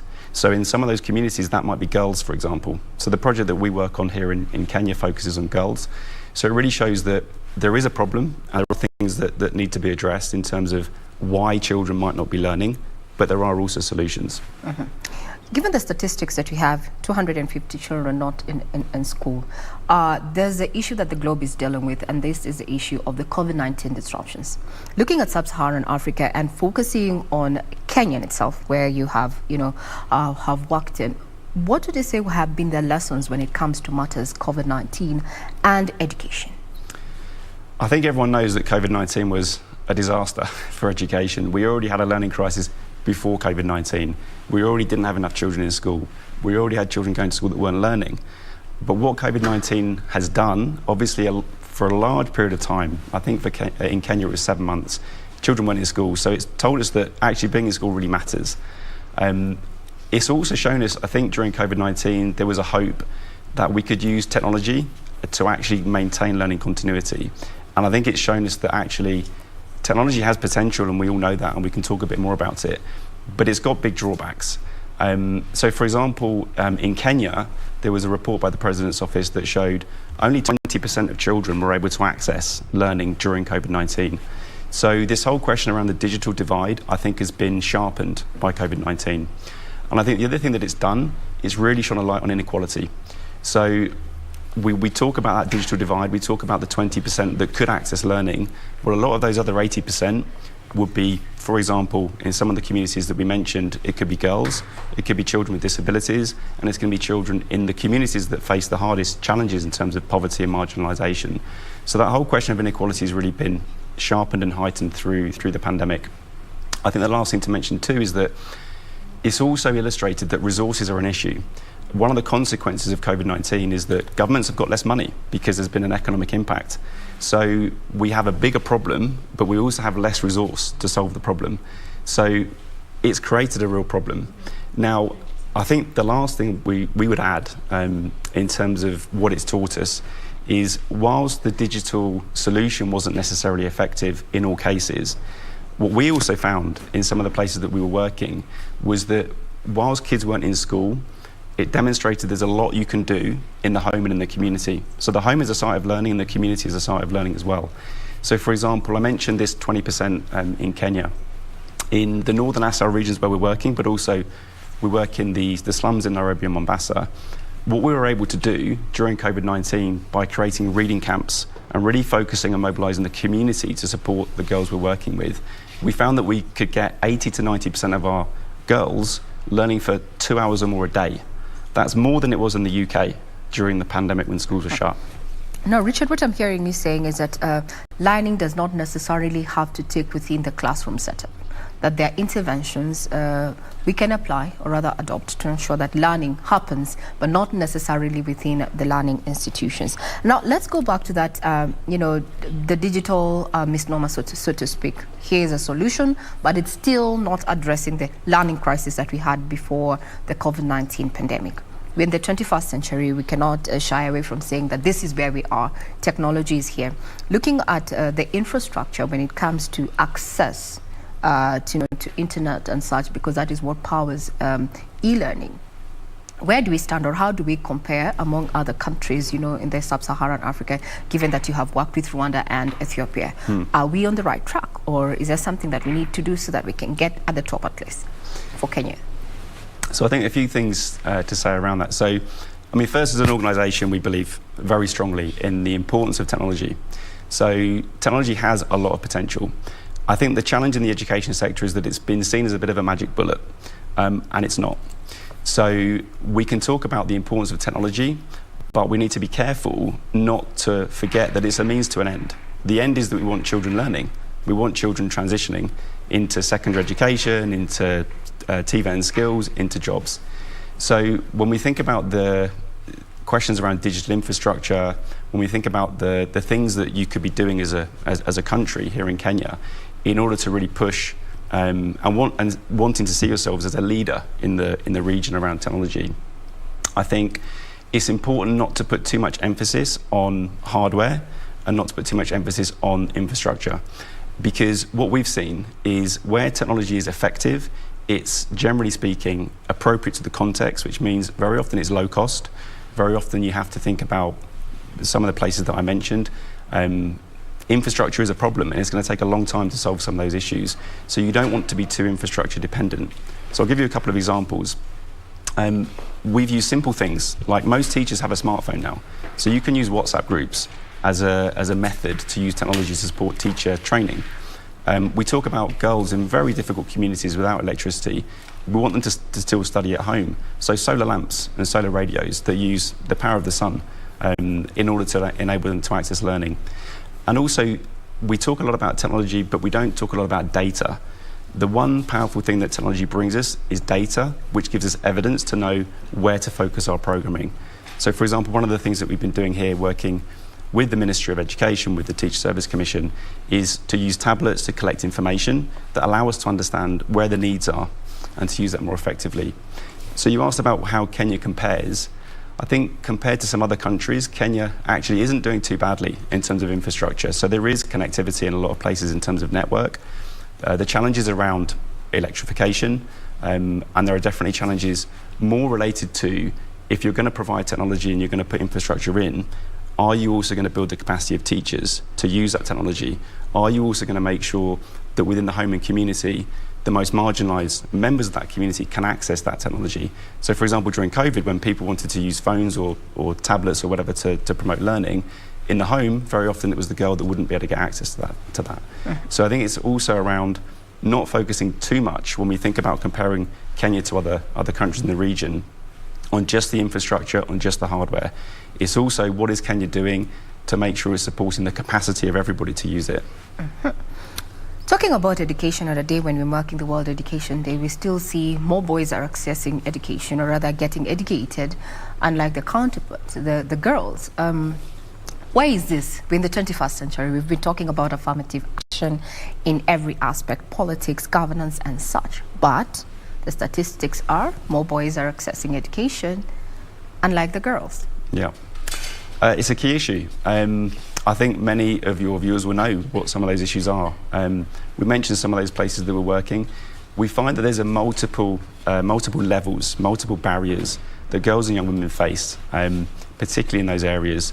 So I'll give you some examples. So first, at the community level, there are barriers around attitudes towards girls' education, still in some of those communities. So there might be places where the value of a girl going to school isn't quite the same as the value of a boy.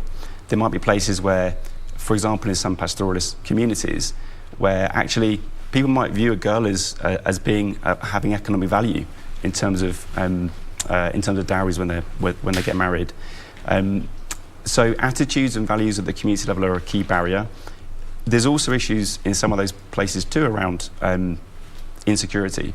So, for example, in Marsabit recently, there's been a conflict which meant many of our girls were not able to go to school. There's also issues at the community level related to climate change, drought, those sorts of things. So community barriers are quite key. At the level of the household, we're talking about very poor places with families that can't afford some of the costs that come with schooling and face a terrible choice. They need to feed their families. They'd also like to send their girl to school, but they can't afford to. So poverty is also a barrier. I mentioned schools. Some schools that we work with, they might not have desks. they might not have books. So providing the right sorts of resources, but also supporting the teachers as well, is a very real challenge. And unfortunately, for some of the girls that have grown up in those communities, they might not have confidence, they might not have aspirations, they might not have seen somebody like them going to primary school, finishing primary school, and moving on to the next level. So some of those things are the real challenges, and COVID made all of those things worse. Exactly. So those are some of the key things. Now, zeroing in on the girls and talking about, the lack of mentorship when it comes to matters of education, given, especially in the marginalized areas, what are you doing as a firm, as an organization, to try and remedy that? So, Education Development Trust, we've been working for 8 years in those communities, working with the Ministry of Education, with the Teacher Service Commission. So what we've done is we've tried to target a holistic intervention. So I mentioned all those levels of barriers. As an organisation, we know education very well. We know education systems, we know how to work with teachers in schools. But we also know that in order to make a difference, you have to target each of those levels. So starting at the level of the girl. So we might do things like peer leadership, peer mentorship clubs. So for example, I was in Takana last week and we were speaking to some girls in a secondary school. Some of those girls we've been supporting for the last 6 or 7 years. One of them was talking about that in the holidays, what she does is she goes back to the primary school that she used to be in and she mentors girls. So she shows them, I'm a role model. I'm somebody who's come through what you've done, and look at me now, I'm in secondary school and I've got aspirations to go to university. So it can be things like peer mentorship or girls clubs at the community or school level, but it is also about working with the teachers, with the head teachers, to try and build capacity, to try and help them to understand not just how to improve teaching and learning for boys and girls, but also how to make it gender sensitive, also how to put a real focus from the school level. If a girl's not come to school, well, why not? Let's follow up. That links into some of the other things we've been doing. So for example, in terms of that follow-up, we've been working with community health volunteers as part of the Ministry of Health. So what they would do is we've linked them up to schools so that what they can do, because they're at the community level and they know the families, they know what the issues are. So if girls aren't coming to school, the head teacher can pick up the phone, talk to the community health volunteer and say, look, this was not been in yesterday. When you go to that house, can you find out why? That's been a very powerful lever because it's really meant that we've been using evidence and information to target what we've done specific to the individual girl. And at the community level as well, working with influential community members. So for example, in Samburu, that might be with the Moran, at the village level in terms of working with chiefs, those sorts of things. So really trying to also shift those attitudes and values at the same time. Tailor-making interventions where you are. Now, we have seen that, Kenya has morphed, or rather moved from 844 system to CBC. Now that we are implementing CBC from a person who's already within the education value chain, the new curriculum, CBC, what impact has it had in easing the learning crisis that we have in the country? So I think we can completely see the rationale behind the shift to the CBC. I mentioned the learning crisis. I think that part of the rationale behind the CBC is because I think the Ministry of Education really wants to see that actually learning is happening, it's the right sort of learning. So it's not just academic learning, it's also focused on skills and competencies. So the rationale does make sense. In terms of the impact, potentially it has the power to actually change the type of learning that's happening that links to the sorts of things that we've been doing with teachers and school leaders around making learning more student-centred, around really trying to promote participation and dialogue. So in classrooms, if you go into classrooms, you want to see students working in groups, you want to see them solving problems, all those sorts of things. I think the CBC has a lot of those things built in to the design. There are challenges, of course, because the CBC is asking teachers, schools, to do projects that might be using local resources or things at home, that sort of thing. So there are some barriers, and I think the question to ask there is, what impact will that have on the most marginalised? At the same time, and again, on the theme of the fact that there are solutions, so I mentioned that we were in Takana last week. We were talking to a group of teachers, and we asked a question about the CBC, and we were expecting to hear a lot of those barriers. And in fact, one of the teachers said, I actually like the CBC because it aligns to the things that we've been talking about in our teacher training. But of course, we need support. So if there are expectations around the type of projects that children should be using, and in some of these hard to reach communities, they might not be accessible. Maybe it's about thinking on how to modify and tailor the content of the CBC in order that it can actually be delivered in those places. Some critics have come out to look at, the education system, 844 system vis-a-vis the CBC. Proponents of CBC have said that now with this system, now education moves away from the classroom and transcedes all the way to the home setup. Talking about alternative forms of learning that you had mentioned earlier, what role then can the community, not just the community, but also within that home setup, what role can the parents and the guardians also play to ensure that, the young ones get educated, so to speak, or rather get to learn? The community and at the home level are enormously powerful. I mentioned during COVID how we really focused on that and we learned things about it. So being able to get 9 out of 10 children learning during COVID was remarkable. So it demonstrates that level is really important. And we mentioned that whether it be in the urban slums that we're working in Nairobi or Mombasa or in the north or the coast, the Asal areas, attitudes and values really matter. So the fact that you might have a village chief who's heard that a girl's not in school, who might go to that house and say, what's happening, what are the problems? It sends a message to the whole community that this is important. And I think when it comes to the CBC, that whole rationale around trying to get more people to mobilise around education shows that there is something quite powerful that communities can do. And it's not just girls, there's children with disabilities, and we mustn't forget in those marginalised communities too, boys matter as well. When it comes to the level of the home, I think there's things that every parent can do to support learning. We know, and the evidence tells us internationally, that the early years for children are really important. One of the most important things is that children can read. So one of the most powerful things that any parent can do is to help their children read. So trying to get children in the home setting to read as early as possible is something that's really important. But as children progress, asking them questions at home, asking them to tell you what they've been learning, enabling a dialogue between you and the children at home helps to reinforce learning, helps to deepen the understanding. So things that happen at the home level are really important. And I think the last thing to say is that I think one of the takeaways from COVID was at the level of the community what the power is, also trying to encourage and foster children learning together outside of school. So one of the best ways to learn is to explain something to your friend. If you don't understand something, ask your friend and they can tell you. So trying to get children to work together, homework clubs, those sorts of things. There's an enormous range of things that can be done. Okay. Now, as we come to a close, or rather working up towards the end of this particular conversation, so this year's theme is changing course and transforming education.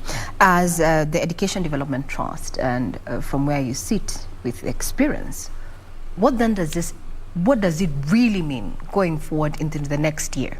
In 1 year, let's look at the short term and the long term impact of, transformation, or rather transforming the education sector.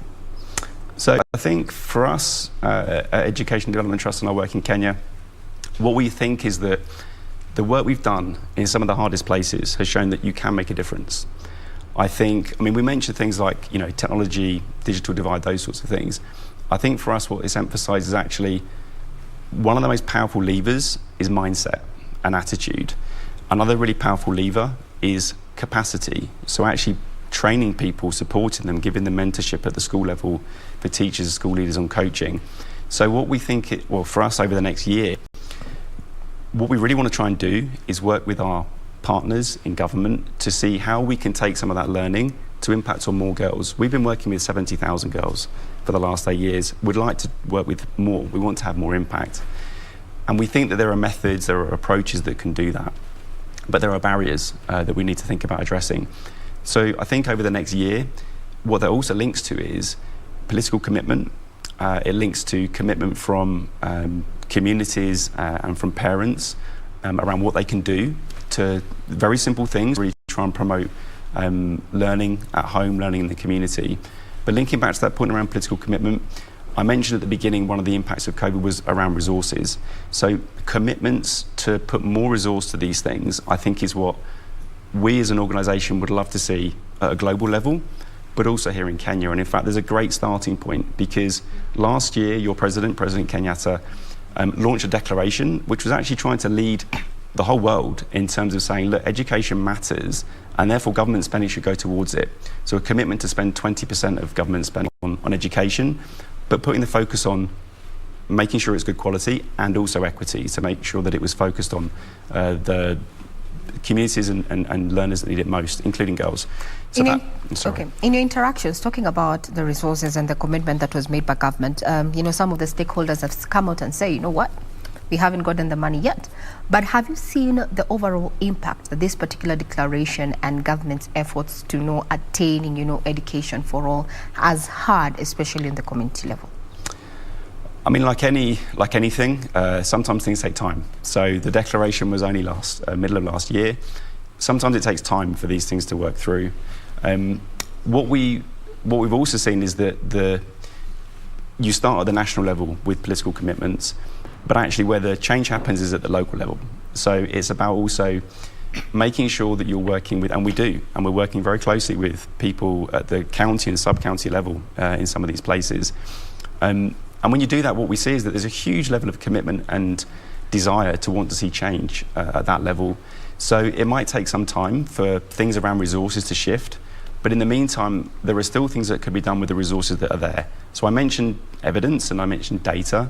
So even just helping at the sub-county level, the county, sub-county directors of education to understand what's going on, where the needs really are, and for them to be able to see, okay, in these certain schools, these things changed. Well, how do we then spread that to these other schools? And in those schools, they had the same resource constraints as the schools next door. So you can do more with the same resources. So yes, it might take some time for some of these political commitments to come through, but I don't think anybody has to wait. There are things that you can also do, and we can do right now, both at government, but also community and household level. Talking about call to action, what we can do, where do you see, the interventions that have been put in place, or rather, where do you see Kenya's education system in the next 5 years, given that you're transiting to CBC, there are issues of resources, infrastructure, and such. From a perspective of you have worked with the communities, where do you see us in the next 5 years? I think many parts of Kenya are on a good trajectory in the sense that there are bright spots. So I think from a national perspective, the key thing is to actually focus on those bright spots, really understand what's made a difference there. And as I said, a lot of these places might be doing the same thing, using the same resources to have different outcomes. So I see that there's going to be some challenges, of course. I don't think anybody's under any illusion that coming out of COVID is not going to be easy. There are going to be resource challenges. We have got greater issues around, I mean, I didn't mention, but 250,000 girls did not come back to school after COVID. So some of these challenges are very real. It's not going to be easy. But I think if some of the things that we've been discussing, thinking about capacity, thinking about how you work with the community and the home to change attitudes, if some of those things can be done, it will help to maybe tackle some of the challenges that are going to be present with the shift of the CBC. Any shift always comes with some challenges. So I think that will help in terms of that transition. And as I said, if that emphasis on really understanding using data to spread the good work that's been done in some places to others, one would hope that in the next 5 years there might be positive things that happen in the education system. Very well. That's a very nice, projection going forward. I hope we do not, get sidetracked or rather derailed when it comes to achieving education for all. So today being the 24th of January 2022, we are marking the World Education Day. Among glaring statistics globally, that 250 million children still cannot access education, and even the president coming out and in his address and saying that 20% of pupils and students who should have accessed education during the COVID situation could not. A call to action by our guest this morning, who is a regional director for Sub-Saharan Africa Education Development Trust, Richard King, saying that it is a high time that we changed our attitudes as well as values to at least bridge the learning crisis. I'm Regina Manyara. You're watching KBC Channel 1, and this is Good Morning Kenya. Do not go away.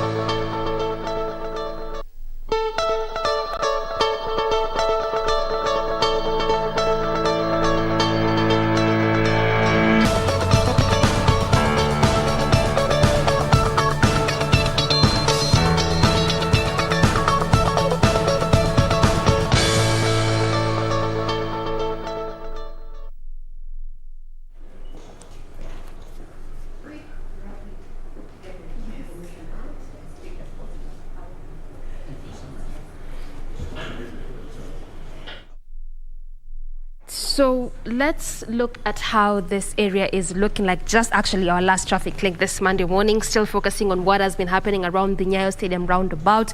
But before we get to look at that, let's try and look at how Lusaka Road is looking like. This is as you leave areas of GM all the way from Mombasa Road coming to the city center via this particular section, also cutting through areas of Enterprise as you head over there. This is how the area is looking like. Not bad at all. Around the roundabout there, just before you get to the Nyayo Stadium roundabout, this is around the Lusaka roundabout. This is how it is looking like. Not bad at all. Traffic, yes, being witnessed, but manageable kind of traffic. This is around this roundabout. That is why we're seeing that orange color there. But this is just changing right this very second. Before you get to that particular roundabout, heavy kind of traffic being witnessed on that section. In fact, moving at a very, very slow pace, and in some sections just at a standstill, not moving at all. This before you get to the Lusaka roundabout, and also as you get to branch off from there, coming still through Lusaka Road as you head over to the Nyayo Stadium roundabout. And again, also around this particular roundabout, this has also changed right this very second, and that's I keep saying all the time that traffic just changes every single time. This is how the Nyayo Stadium roundabout is now looking like. Around the roundabout, not bad at all, moving at a very swift pace, just in some sections here and there where there's a bit of a traffic, and some other sections not moving at all, just at a standstill there.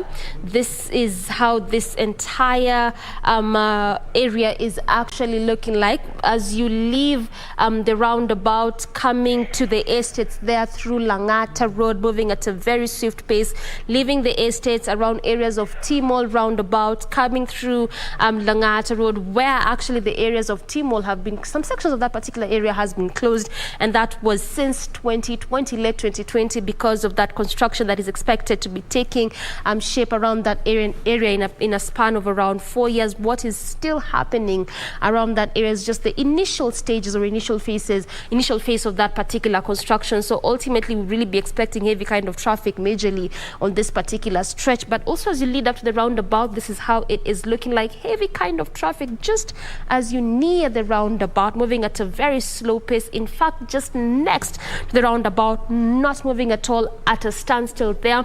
But also around the roundabout, it has opened up right now. This is how it is looking like. So yes, a cocktail of colors here and there, different kind of colors there, clearly indicating the intensity of the traffic around the roundabout. So yes, traffic is being witnessed throughout this entire roundabout, but in some sections, actually in better parts around the roundabout, moving at a swift pace. So yes, much as this traffic, still a manageable kind of traffic, and that continues up as you leave the roundabout. Also still coming through Mombasa Road there, and also again as you leave the areas of Mombasa Road coming to CBD, still the same as how it was, not moving at all, at a standstill there. That is how it is looking like around the Nyayo Stadium roundabout, as well as sections of Lusaka Road there at exactly 9 minutes past 9 a.m.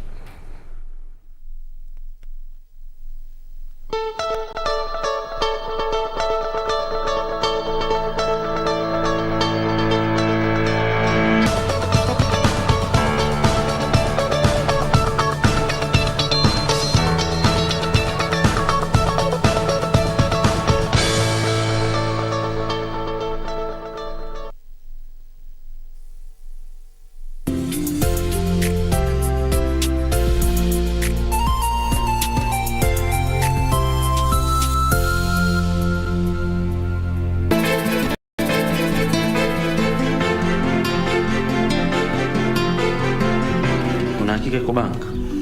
Bila shaka. Watoka wapi? Excuse me. Mimi nimekuuliza watoka wapi? Kwa hivyo unamaanisha mama amemkosea baba ama unamaanisha nini? Umekasirishwa na nini Dingo?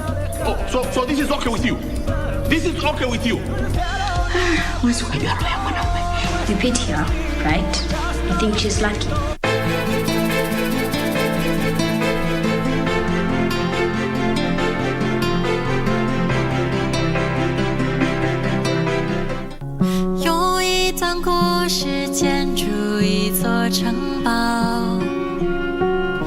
Leave the rest to me. I'm going to figure out where we are going to go from here. You just need to buckle down and work harder and you can achieve success. She hasn't said anything, but I wouldn't say we're that close. If your entire life revolves around fighting and screwing people over, what is there to be happy about? You know, what do I have to be happy about? I have 2 months. I still have a lot I'd like to do. 用一段故事建筑一座城堡，会放进去后就不再打。 Mundos divididos por una sombra de traición. She's starting to have problems with the people who work for the Ferrers. This only shows the kind of morals your brother has. Why are you always defending him? He treats you like dirt, but you never do anything. Lower your voice. Is there any reason for me to refuse him? Me? Am I not enough reason? What should I do? I'm worried that Mariela won't stop until she gets what she wants because she thinks that she deserves justice, Father. You Listen, did! stupid brat. No one... You don't have any right to insult me. I know that you're also going to deny that you stole the land that belongs to my grandfather. Can anyone tell me who that was? Lying heart. Fue sembrando el veneno y la ambición.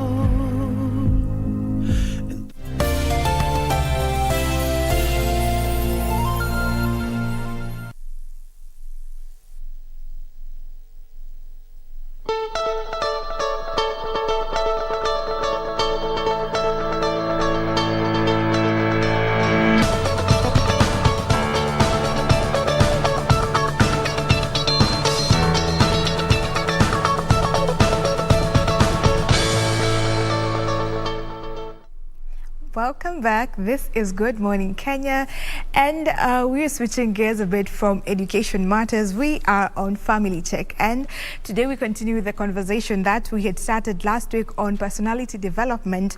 We want to understand how can we enhance our personalities. We learned of some different temperaments.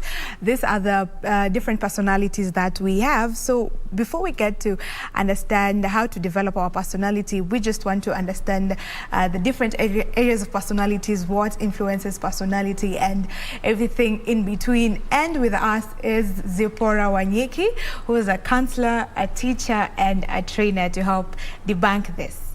So welcome back. We are glad to have you.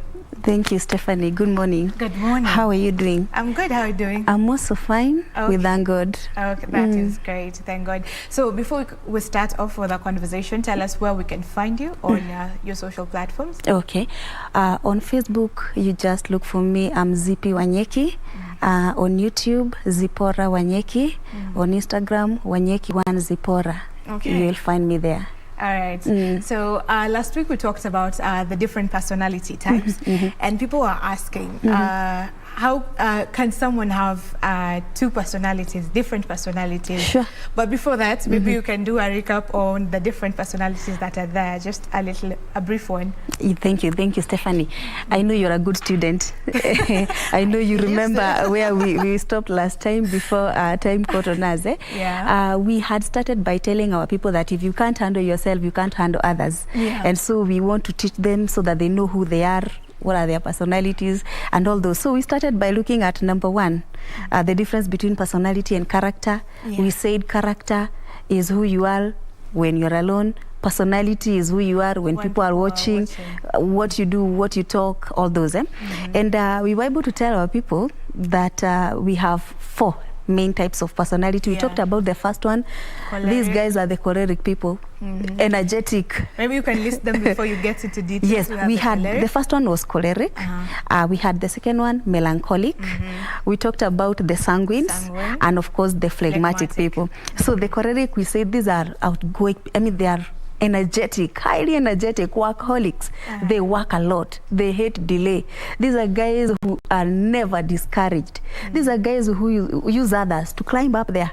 They use you, they abuse you, they misuse you at the same time. To the end justifies them. I mean, they see life as a project. For them to do something, what am I getting out of this? Hawafanyi kazi bure. So these are very hardworking people. Okay. We went to number 2, and we looked at the melancholic, highly orderly people. The perfectionists. The perfectionists, highly scheduled. They are highly scheduled. These are guys who are, when you talk about the way they do things, by the way, they keep grudges for a lifetime. Oh, these guys don't forgive. They don't forgive easily. Okay. Unamkosea kidogo hivi, and that is it. They'll go quiet on you. These people are highly orderly, highly formal, into details. They are the best workers in any organizations. We talked about them. We went ahead and looked at the sanguines. Yeah. The happy people. The happy people. The life of the party. Yes. People who are on social media after every other second. Nakula kuku, lazima mjue ni mimi ni kuku nakula. These are lively, they make friends very fast. We said in terms of, even in the traffic, you observe them. Oh, they are very fast drivers. Okay. And they'll break all the traffic rules. Remember we said they're indisciplined. Remember that? Yes, yes. Yeah, those are the sanguines. And they have their way around. You will not corner them anywhere. Yes, these are the guys who will appear late in a meeting, and before you what, they'll give you stories. They start even by telling you, hi, how have you been? How was your weekend? I like your earrings. So you will not punish them.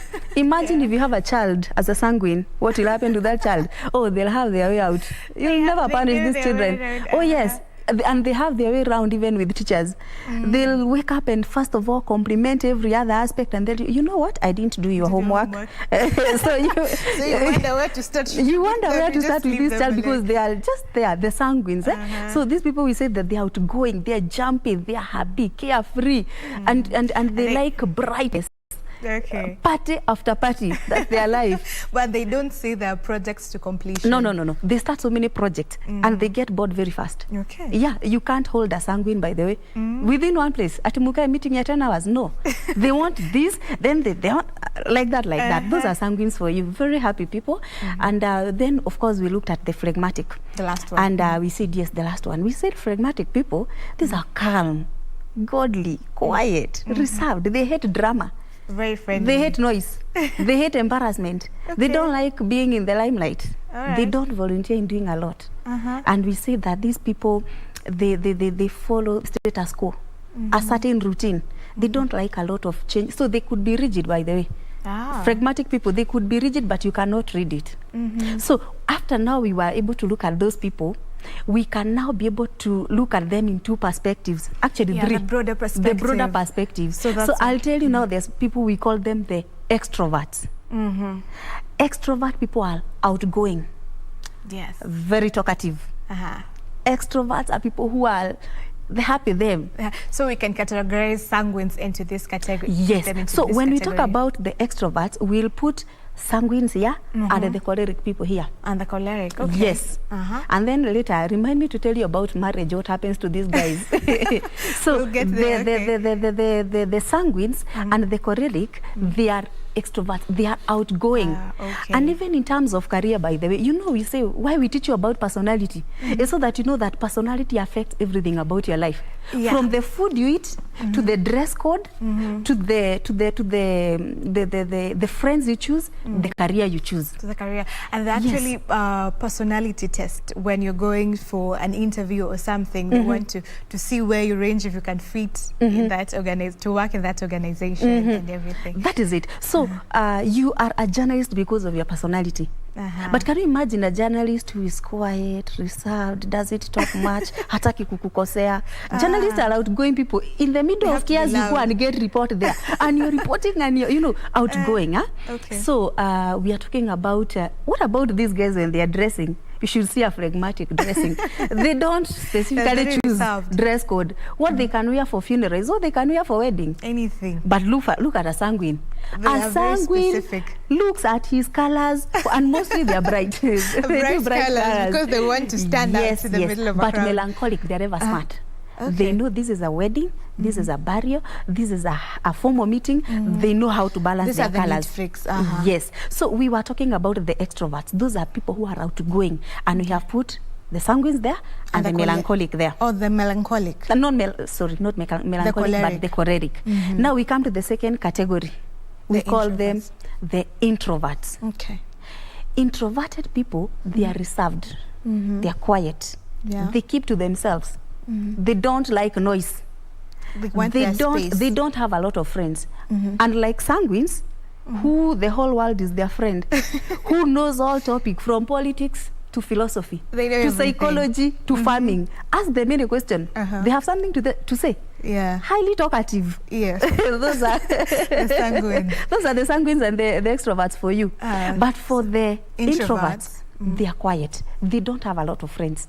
So if you are a friend to an introvert, consider yourself lucky. You're lucky because they keep their circle small. Their circle is very small. And most of the time, if you look even at the choice of their career, they don't like things they do. They like somewhere they're working with. Ikihang and Alala. They make some very good lab technicians, by the way. In the lab, you're on with chemicals. You mix them, whatnot, you're not talking much. Don't tell them to go giving reports. They don't want that. They want any presentation. No. They want to work with the machines. So engineers and such, they fall there. But politicians, these are highly sanguine. There we go. The sanguines. They want to say, hey, those are the politicians for you. Okay, so in the category for introverts, should we place the phlegmatic and the melancholic? Yes, in this the phlegmatic people who don't like drama, and the melancholic people who are quiet, orderly, and detailed, they fit here.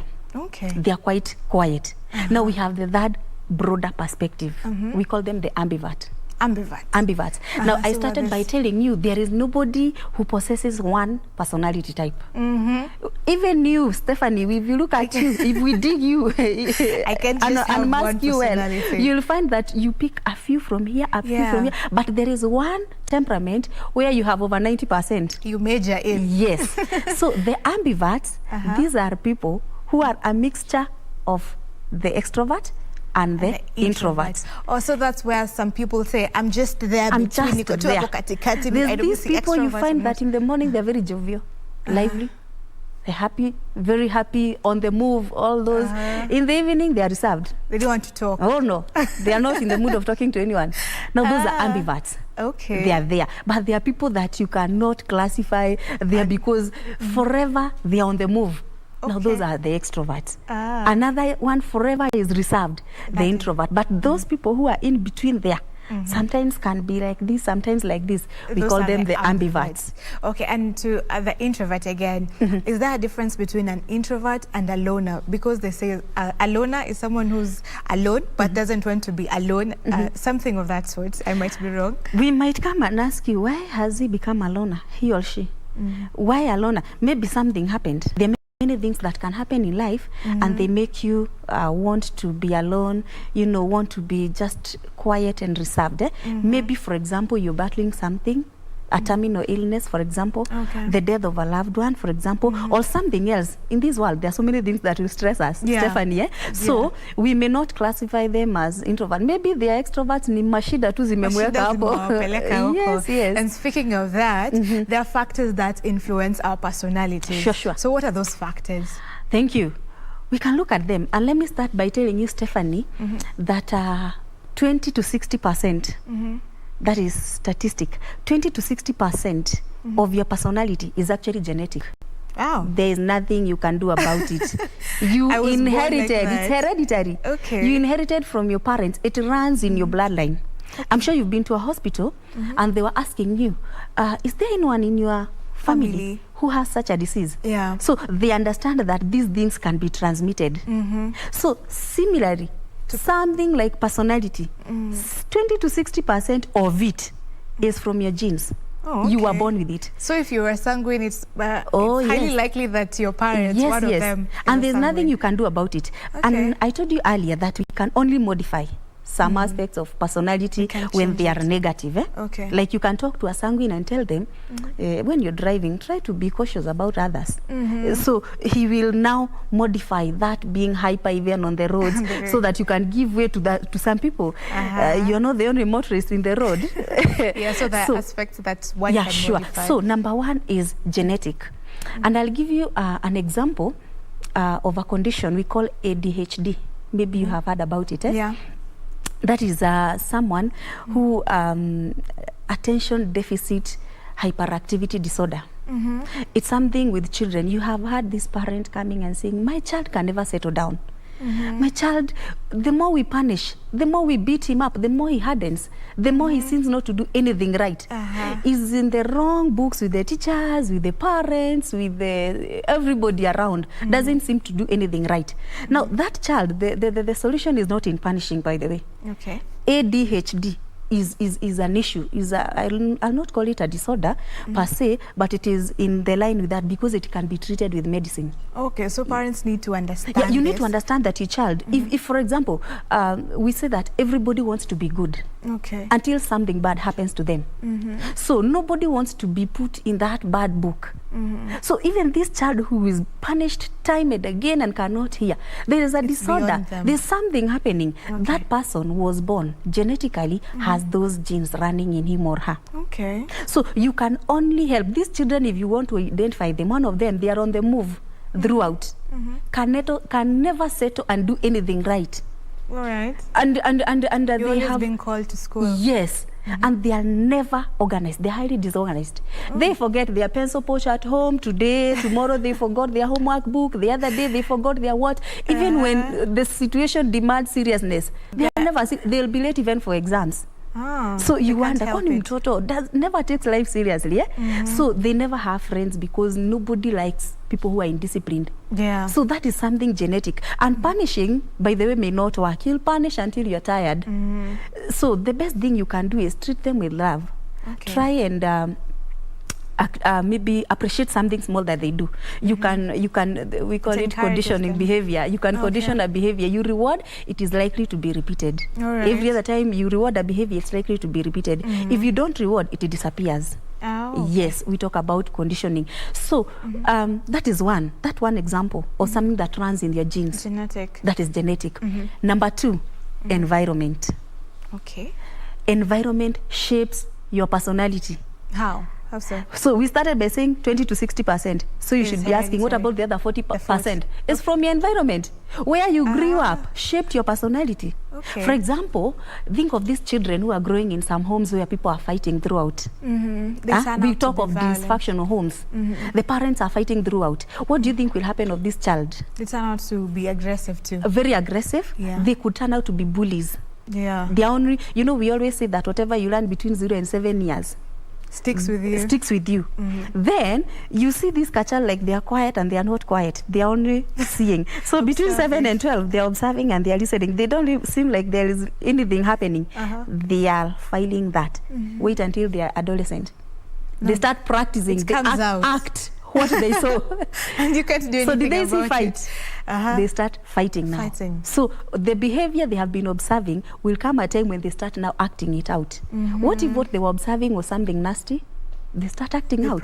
So the environment you grew in, if you are from a very calm home, you tend to be well organized, okay. If you're from a home that is full of chaos, you tend to be chaotic. In future, you tend to be a bully. That's why some people, if it's a man, it's a boy who grew up saying his father beat the mother. Probability is that he too will be beating the wife. Okay, there are two options that can happen. Number one, he might grow up to hate all men. Okay. I hate this. Boys will want to be identified by a father figure. So this is my father figure who has beaten by mom. Now, I don't want to take you to the other aspect of psychosocial development whereby we were saying that at some point, girls identify with their fathers and boys identify with their mothers. You get it? We talk about the Oedipus something complex. So this girl who identifies with the father get some security from the dad, would hate this mother who mistreats the father. And this boy who gets identified with the mother will hate this father who is mistreating the mother. Okay. Yeah, so they'll grow with some sort of bitterness in them against the father. But others will pick that behavior to be good, the gospel truth. And so in future, they think all women are meant to be battered. So they also practice in their marriage. So some of these behaviors, I always tell parents, how you parent, because you shall come and mention that, will determine what will become of this child in future. So your environment matters. It will shape you. Even talk about your geographical location, for example. Children who are brought up in well-up-to-do families, high-end estate, Yeah. What about those one who are brought up in informal settlement, what we call slums? Their personalities are different. One person hustles a lot, almost for everything, for food, for clothes, for everything. So if they go to a place where there is plenty of food, they tend to scamper for it because they have that mentality. It is limited. We fight for your own life. You fight for your life. Yeah. But these other will even tend to be wasteful or even not involved because there was plenty as they were growing up. Okay. So that is geographical location. Maybe we can talk about education. That is also a factor. Oh yes, education shapes your personality. How? We talk about education in terms of school. The school, the church, we call them agents of socialization. Okay. So how you were socialized in school, there's what you call the school routine. You hear people talk of the school motto, the school what. Every school has a routine of how they do things. So if in a school there was an element of bullying, how have you shaped the personality of those children there? Even in life. Because if you are subject to a bully, it's either you develop fear, your self-esteem is lowered down. Yeah. You're not able to stand and talk to people. Or you fight back. So you also become a bully. You also become a bully and a bad one. You get it? Yes, you become a bad one. When you're faced with something nasty, it's either you have what you call flight response or fight back. Yes, so those that will run away, fine. But those that will fight back, they become even worse. Worse bullies. And so they are growing up time and again. So in the next few years, you see them in parliament and they are fighting and you wonder how are you happy? You get it from school. Of course, the way you are socialized. I'm not saying that it is the only one, but of course, quite to some extent.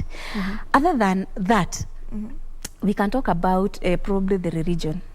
Religion shapes people's personality, what you are taught, believing. But I want you to know that there is religion and there's cult. Oh, okay. You must have had some cults, eh? I don't want to go into details. The different Unless I'm accused. But I know that there are people who believe in something so much. Every religion, they believe in a supreme being, a high deity. So what you are taught in your religion, like I can cite a place in Kenya I know of. That place I hear that because of the people that came here, the missionaries, they don't smoke, they don't take drugs, they don't take such. A certain religion here in Kenya, I'll tell you when we are off air. We'll see. Yes, so you can imagine religion shaped the behavior of those people. So according to how you are taught in your religion, in your Sunday school, in your what, it shapes your personality. Another thing that maybe we can discuss is life experiences. Before we get into that, I don't want us to finish before we talk about how we can develop or enhance our personality. Yeah, sure. Yeah, so maybe you can mention that. Okay. Number one, how you can enhance your personality, because I was almost telling you about parenting and how parenting affects personality by the way. It does. Link it to that. So, parenting, there are several parenting styles. We can just highlight them. Number one, there's people we call authoritarian. Authoritarian parents are those people who tell you, Stephanie, sweep this house clean. You ask, Mom, why? Because I said so. They don't give you a reason for that. I'm the boss. Yeah, I'm the boss. I said so. So they're very strict. Because of over being strict, they don't give their children some time. Those children can tend to be very fearful, habitual liars. Okay. They lie because they're afraid they will be punished. They'll be punished. They have forced discipline. It's not their real discipline. Talk about uninvolved parenting. These are people who are not there. Mom, tuliambiwa tukuja na nini is not there on social media. These children tend to lack trust in anyone. Their self-esteem goes down. Because I am talking to my parent who cannot respond back. They can't give me time. They can't help me. It's like, yes, so that is one aspect that parenting affects personality. There's this one that we call them permissive. Permissive parenting. These ones who give their children everything they need. They don't know how to say no. Let me talk to parents in Kenya. Children are not looking for friendship in you. They know how to form friends. They know how to form friends. So don't become a friend in a way that you can't say no. Let them know there's a time you say no and you stand with that. So these ones, they make life so simple for their children. What happens to those children in future? Number one, they cannot take no for an answer. They don't accommodate failure. These children can't accommodate failure. So maybe ni wale wanakwambia sipangwingwi. Maisha ni yako. Shughulika na yangu. Sipangwingwi. So maybe the choleric fit in this category from a parent who gives them everything. No, choleric are not. Choleric are authoritarian. I said so. They give orders. Okay. Phlegmatic are. Okay. Phlegmatic, their friendship, they want to nurture friendship, so they can't say no, they don't want to hurt these children. Yes, those are the phlegmatic people. So parenting. So there is another one, we talk about the authoritative. That is actually the best parenting style. Okay. Authoritative, these are people who will tell you, they give you orders and they give you the reason why they are saying that, the expectation and how to go about it. So these ones, they give their children time to go and be themselves. So that one will shape the parenting style, the rather personality that they have. Okay. Now we come back to your question. Now, how to enhance? How do we enhance? How do we improve our personality? Number one, be a good listener. Listen to people. Get feedback. Sometimes we think we are the best when we are not. Yeah. And we are told that you can make more friends, Stephanie, by trying to be interested in other people. But before trying to get them interested in you. Don't be this kind of person that will be over talkative. You just want people to listen to you and you don't want to listen to others. Listen to others. Okay. Hear what they have to say. You'll get more friends that way. And you know, I was telling another group, if you see these adults who are over talkative, sometimes don't blame them. You could find that how you are brought up. Parenting is everything in this situation. How you are brought up. Maybe when you are young, keep quiet. So these people in future, they tend to be talkative. Very talkative. They have the time. They are only what? Paying for what they did. There's something we call fixation in the developmental stages. Okay. That's a whole topic together. So fixation is whereby when you're growing up, the first stage we call it the oral stage, where you're using the babies. If you don't overgrow that, it will come back in future. Or later. Yes. So you find that these people, they like doing a lot of things with their mouth, like smoking, for example. I'm not saying that all smokers are fixated. Don't accuse me, but it could be one of the reasons. Okay. You didn't suck enough. Maybe you're supposed to breastfeed for long. You didn't for some reason. So you're making up for it. So you're making up for what you didn't do that time. So it happens. And so many other behaviors that we can observe in adults, and we can only trace them back while they were growing up. So that is number one. Be a good listener. Number two, maybe we can advise people develop what we call interpersonal skills. Interpersonal skills, these are skills that will help you mingle well in the society. These magic words you did in nursery school, excuse me, sorry, please, may I. These are words that you use every other day. But we are living in Nairobi where everybody is so busy. They hit you, unapinduka mara sita hivi, and has no apology for you, by the way. Yeah, so develop interpersonal skills, and interpersonal skills can even go a long way, even to how you handle people. Do you have time for people? Do you listen to people's issues? Do you lend a helping hand to people? Those are interpersonal skills. How you communicate. Communication skills is important. Is very important. There are people whom we don't give opportunities to talk. Because if we give them, we know what they are going to do. Or they will destroy us. They'll ruin everything. They ruin everything.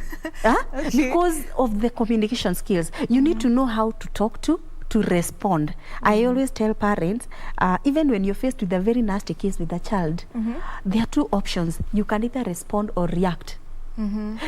People who react, I come and tell you, I lost my pencil pouch. Just that, a simple pencil, which is worth, I think, 20 shillings. And then you're jumping there.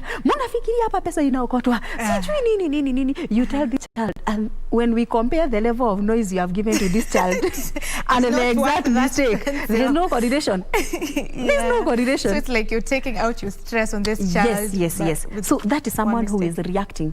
Someone who is responding. We are not entertaining carelessness. You'll call this child Mulize. Stephanie, yesterday I gave you a pencil. Where is it? Where is it? Oh, mommy, I lost it, what not? Okay, ilipotelea wapi? Shuleni nini. The other day I gave you a pencil. Where is it? Oh, sijui ilipotea nini. You handle that situation in a wise way, mwambie now. From the money that you've been saving, now I'm going to deduct. There. Okay. I'm not going to buy pencil for you. You will buy with your own saving. And if like, then that is serious. So learn to be a good communicator. Respond to situations. Don't react. Okay. Yes. Among so many other things that we can look at, for example, time management is equally another one. And if you are good at managing your time, you'll end up doing the right things at the right time and giving priority. Self-awareness, something else. Know your personality, know your temperament, know which areas you are weak. So that you work on them. You work on them. Okay. All those things will help you enhance your personality. Wow. Yes. This is amazing. So maybe your last words as we come to a close on this conversation. What you'd want parents and people to know about their personality? Yeah, anything. Thank you. I'll just tell fellow parents and even Kenyans sorry, that how you parent these young ones is going a long way to shape their personality. And I will always say that personality will appeal the eyes, character appeals the heart. Wow. It is your work to build the character of these young ones. What they are seeing you, they don't necessarily follow what you say, but what you do. So if you want to be a good leader, lead by doing, lead by example, lead by actions. Others, thank you so much. Thank you. You're it was welcome. Amazing having you around. We sure will want you back sometime again. Karibu sana. So that was Zipporah, a counselor, a teacher, and a trainer talking to us about personality development. I hope you have some take home from that. Know your personality so that when you're of it, you know areas where you can work on so that you don't subject some of the negative traits to others. Yeah, and this is Good Morning Kenya. We will see you tomorrow. It's a wrap from us, from the team. We wish you a great time today and enjoy the rest of your programming. My name is Stephanie Ayeta.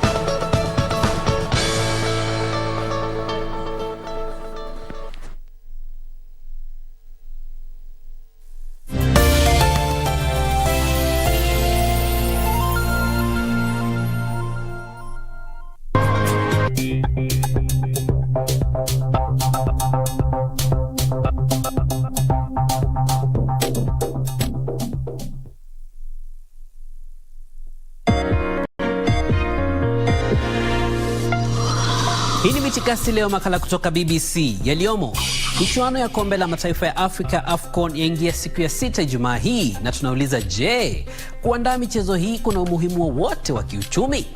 Baadaye mzozo wa Sudan, je, hali halisi ya uchumi wake ni gani? Tegea tutakujuza. Kisha mfumo mpya wa malipo utakaozingatia sarafu za nchi za Afrika wazinduliwa, tutakujuza jinsi unavyofanya kazi. Na kujia kutoka Nairobi, Kenya, twende kazi.